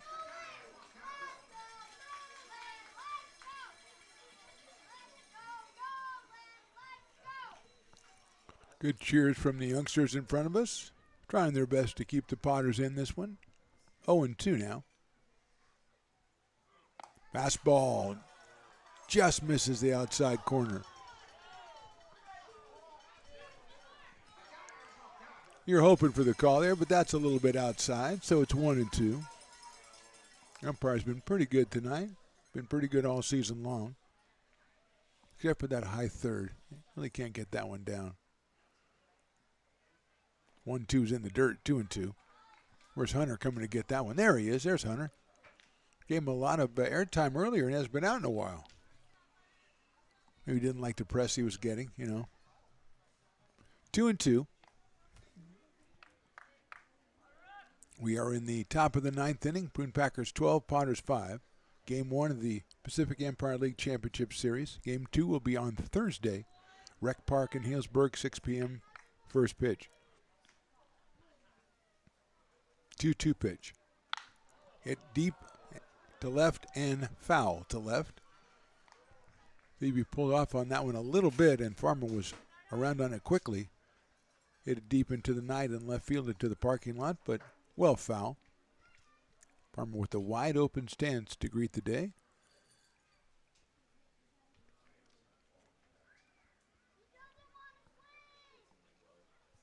Two coming up once again.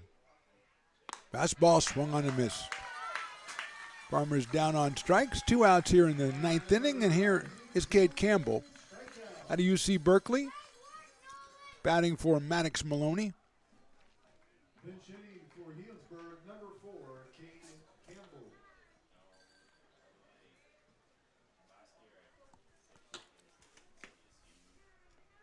Maloney was 3 for 5 while he was in there, scored twice and drove in 1. So a good night for Max Maloney. Also made an incredible diving catch of a line drive as that ball's popped out of play. So he had a good night all around for the Prune Packers. Alex Leopard is on deck. If the Connor Sharpio spot comes up, Alex will pinch hit for him. But right now it's about Cade Campbell, 0-1 from Thebe. Fouled back to the screen, 0-2.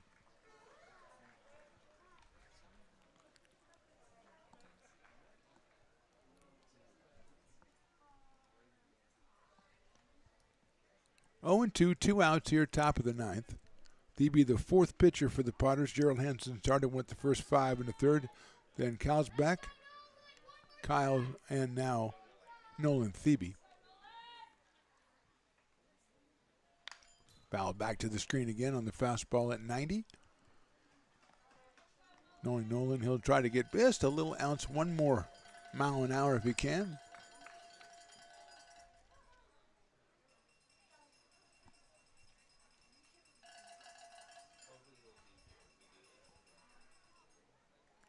Oh, 2 once again.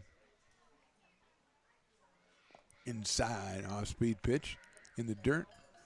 1-2.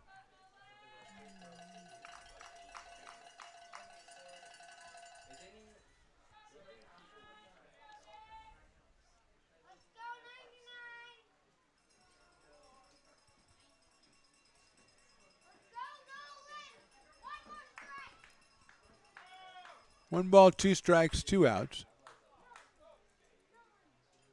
Breaking ball, call strike 3. It is a Thebe turkey in the 9th inning as he strikes out all 3 batters he faces, but we'll go to the bottom of the 9th. Potter's looking up. It's 12-5 Prune Packers.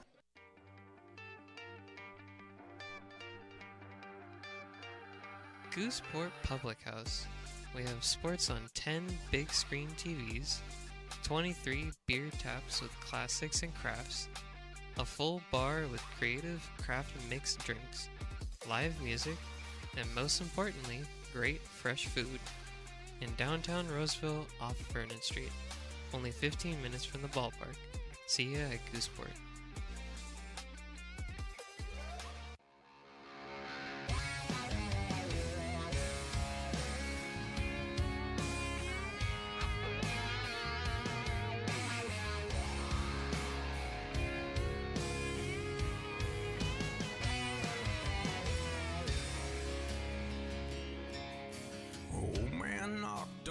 Front door with my teenage boy and a couple more from up the road. He had them by the collar, said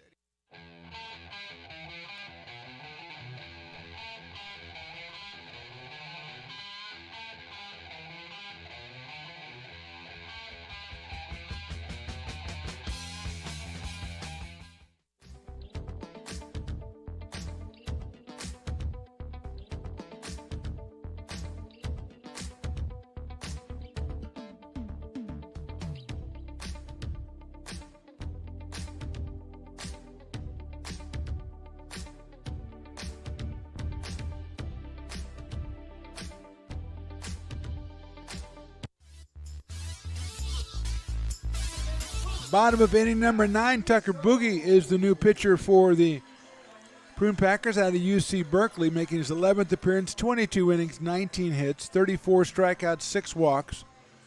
He is 1-1 on the season. Couple of saves and a 286 earned run average, and Zach Tomiso will greet him here for the Potters. First pitch is outside for a ball. Zach is struck out and hit by a pitch and walk, so he is 0 for 1 tonight. Followed by Drew Andrews and Asani Johnson. That one is in there for a strike. At 90 from Boogie.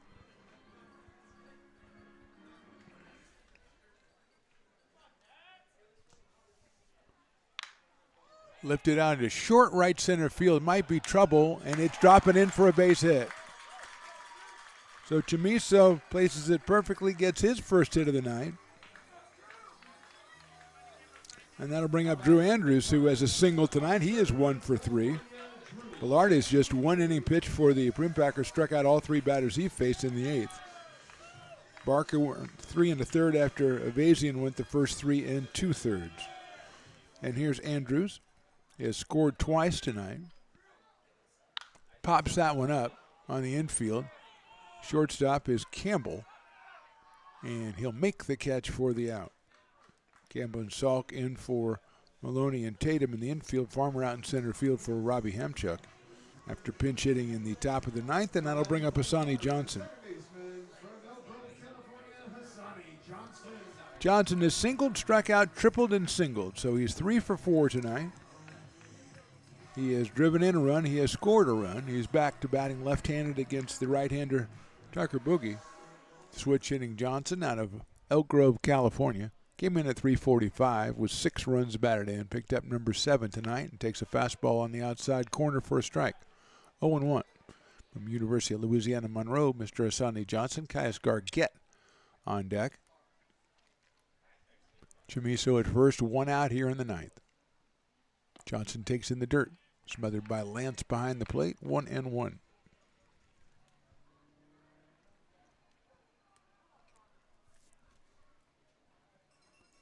Potters with 8 hits in this one. And is outside Sonny Johnson.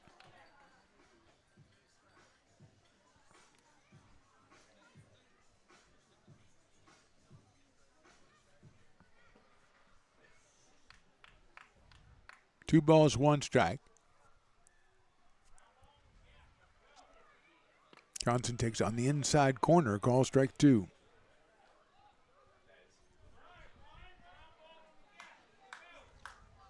Two balls, 2 strikes.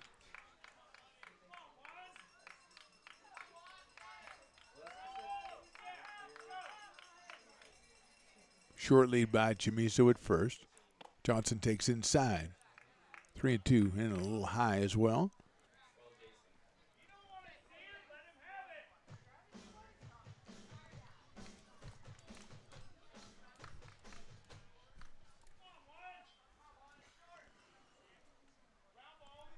Three-two to Johnson.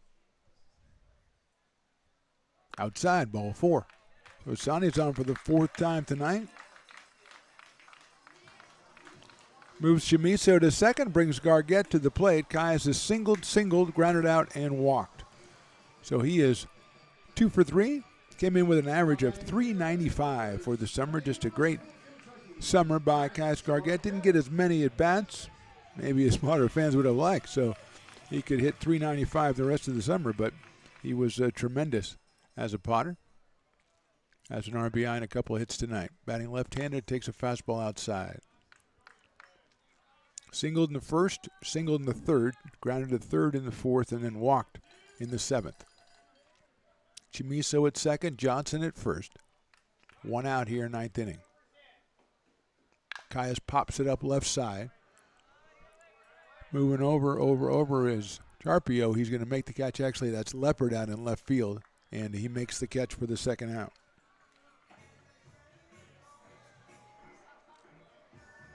So Leopard didn't get to bat for Charpio, but he's going out into left field. So down to the last out at Game 1 of the Pacific Empire League Championship Series. It's Luke Mancy, who's got into a double play, walked, grounded out, and hit into a fielder's choice. Got an RBI back in the 7th inning, his 16th of the summer.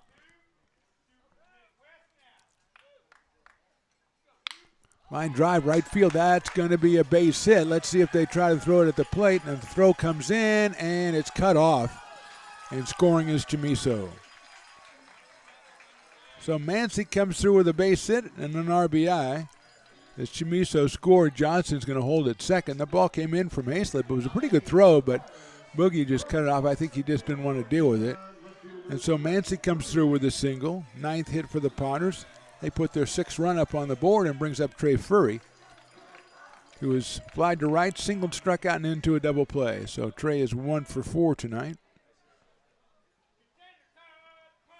Lines it foul over the right side, ducking the on-deck hitter, Will Lindbergh.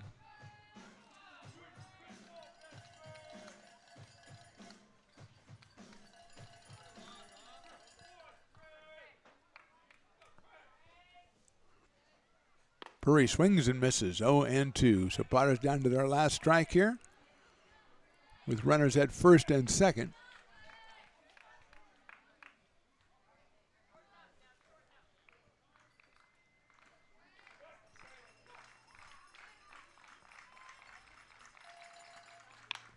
There's a little blooper out over the first baseman's head. It is a diving try by the second baseman. Did not make the play. Here comes Johnson around. He'll score. It's an RBI single for Furry. Potters stay alive. They now trail it 12-7 as Johnson scores his 2nd run of the night. Furry picks up an RBI.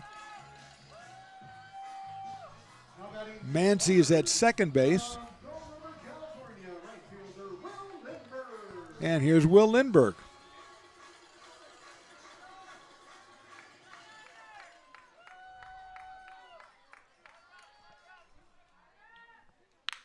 He lines it into right center field for a base hit. Mancy will come around third. He will score. Picked up in center field. Going to third is Furry, and it's 12-8 for the Prune Packers. Lindbergh picks up his second RBI, and that brings up Anson Eros.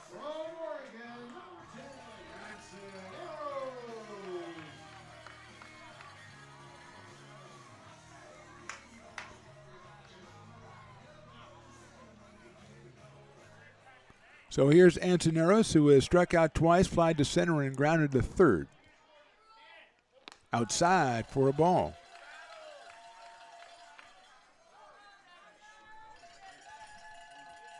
(12-8) for the Prune Packers. Arrows at the plate. Need to get one more guy on the base so we can have the potential tying run come to the plate here in the ninth inning. Hanson fouls it out of play, 1-1.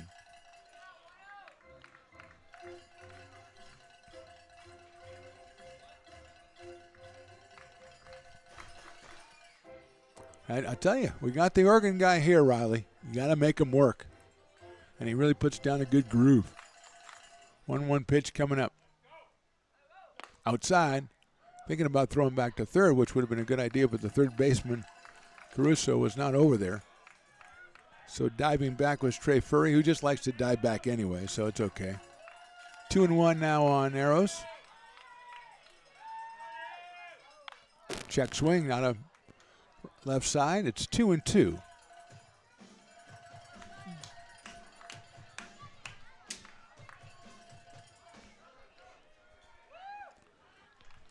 Two balls, two strikes, two out. Potters have scored 3 times here in the ninth. Still a little bit short, though. Runners going and the pitch is outside. So Lindbergh's at second base. A single may score 2, but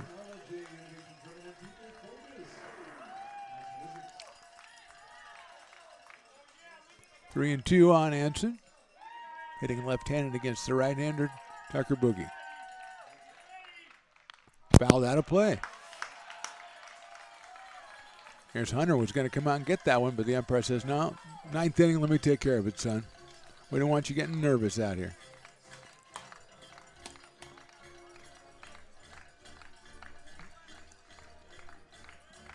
The mad organist has really got me going, Riley. I don't know if we've had him here all season long and I haven't noticed or what.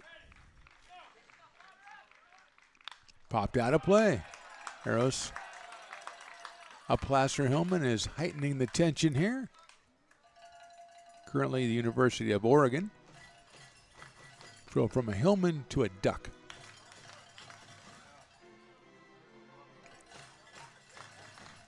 Lindbergh at second, Furry at third.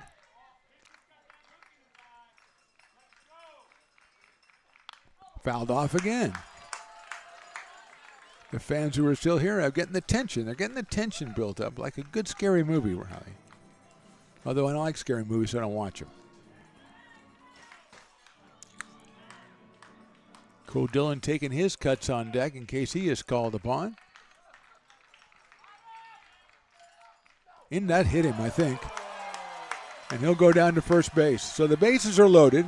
The Potters, if you'd have said they're going to get the tying run at the plate this inning, I might have doubted you. But here he comes in the presence of Cole Dillon. He has walked, struck out, lined out, and struck out. He has hit a couple of very long fly balls that were foul tonight. We have Furry at third. We have Lindbergh at second. We have Arrows at first. And we have Cole Dillon coming to the plate.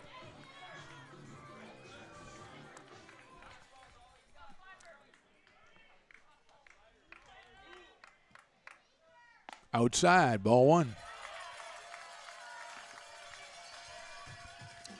Mason Lerma, the left-hander out of UC Davis, is loosening up for the Prune Packers, and the left-hander, Zach Chamiso, is on deck. So if we get to another batter, imagine we'll see a pitching change.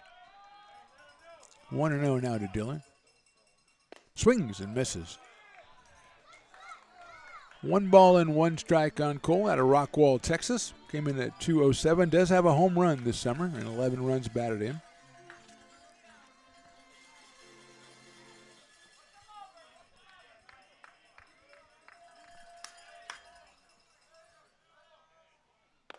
Pass ball inside corner, call strike 2.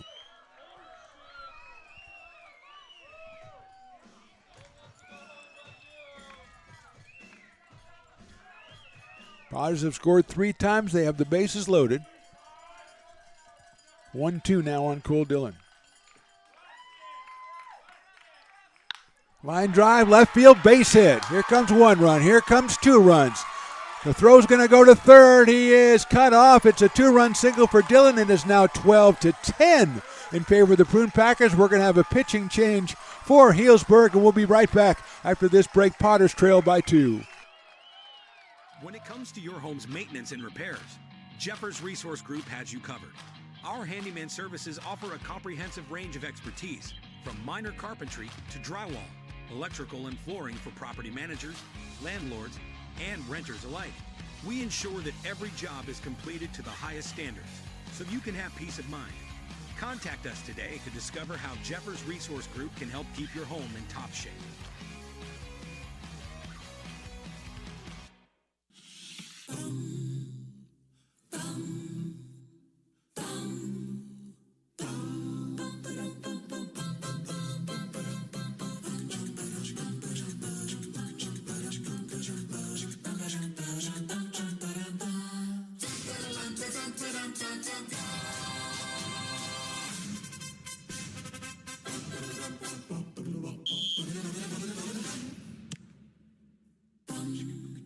Hey, Potters fans, want to keep restoring and renovating historic McBean Stadium? Now you can become a member of Friends of McBean. Annual membership start at $50. Get a 4th of July Potters t-shirt and 4 Potters tickets. Become a member now at friendsofmcbean.org. American River College is a top-tier community college sports program that provides student-athletes with the opportunity to thrive both athletically and academically.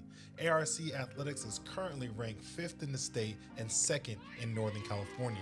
With over 19 sports programs, our athletes compete with the region's best athletes. Our diverse and dedicated coaching staff helps athletes develop the skills necessary to compete.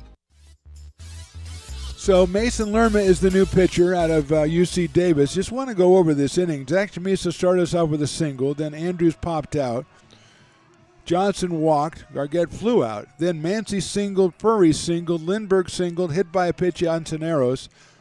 2-run single by Dillon, and we're back to Zach Chamiso, but we're going to have a pinch hitter. Left-hander Lerma comes in, so the left-hander Chamiso will sit down, and the right-hander Jason Hansen will be the hitter.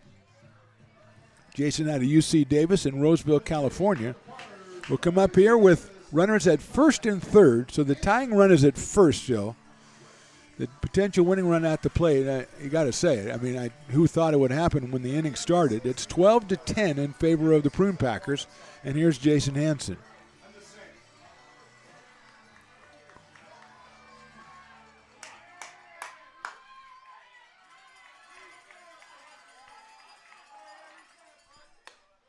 That is a ball. Lerman making his 5th appearance, his 11th appearance, 16 in the 3rd innings, just 7 hits. He has not given up an earned run yet, 18 strikeouts and 4 walks. Hansen hits it to left field and well.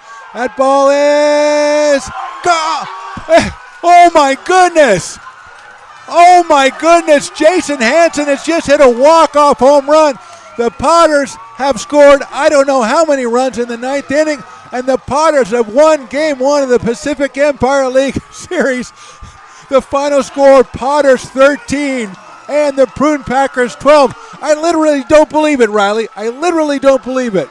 I promised you if he hit a home run, Zach Chamiso could be player of the game, but I don't think I can give that to you. I think it's got to be Jason Hansen. If they can run him down in right field, the Potters came up with 8 runs. You tell me, 8 runs in the bottom of the 9th inning, and they've walked off the Prune Packers on a 3-run home run by pinch hitter Jason Hansen. Unbelievable. We'll be back, hopefully, with an interview. If not, we'll talk to each other about this one. Incredible, incredible, incredible. Potters 13, Packers 12. We're back with postgame after this. Oh, my gosh. Being a laborer means everything. It was what took care of me when I was growing up. It's what takes care of me now. Because of President Biden and the money he's put into infrastructure, the need for our workforce to expand is out of this world.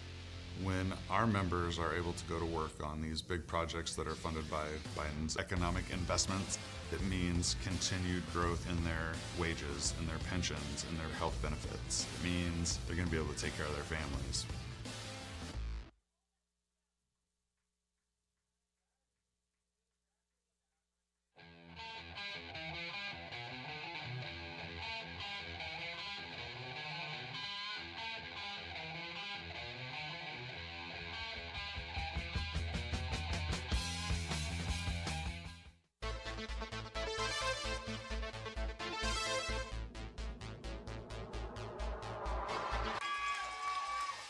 Pass flung on and missed. He got him on strikes at 86, the off speeder. Bruno strikes out the side. Potters get the win 8-5. Sanchez 1-on-4. She gets it back, trying to get it back to Gallegos. What a spin move. Her shot is blocked. She has it controlled, puts in the goal. Witt trying to set it. She sets it over for Molly Harrison, pokes it over. Short set for Barrios, and her slam goes out of play. He's going to look that way. Now he's going to look down the middle. He's got a guy wide open at the 18 kid. That's Robert Freeman. And Robert's trying to make a couple of moves. He comes back to the 15, comes down to the 10. He gets a block to the 5. Funny, but I wanted to ask you about that because I remember you doing that show, and you kind of. Go ahead. That's our new show. Really nice. Yeah, Beneath One Fern is what we call the show. Yeah, between a flower. Yes. Well, we're working on workshopping the title. Yes. Ooh. Well, you may not see that $10 again, my friend. That woman does not like to fork over the cash. I heard him say he'd pay you next Tuesday. So That's right. I didn't bring pad and paper, so I don't know what to tell you what's going to happen when I come back. First of all, I got to take notes. We may end up in one, especially on this episode of the Stones and Toys Show. Oh, snap.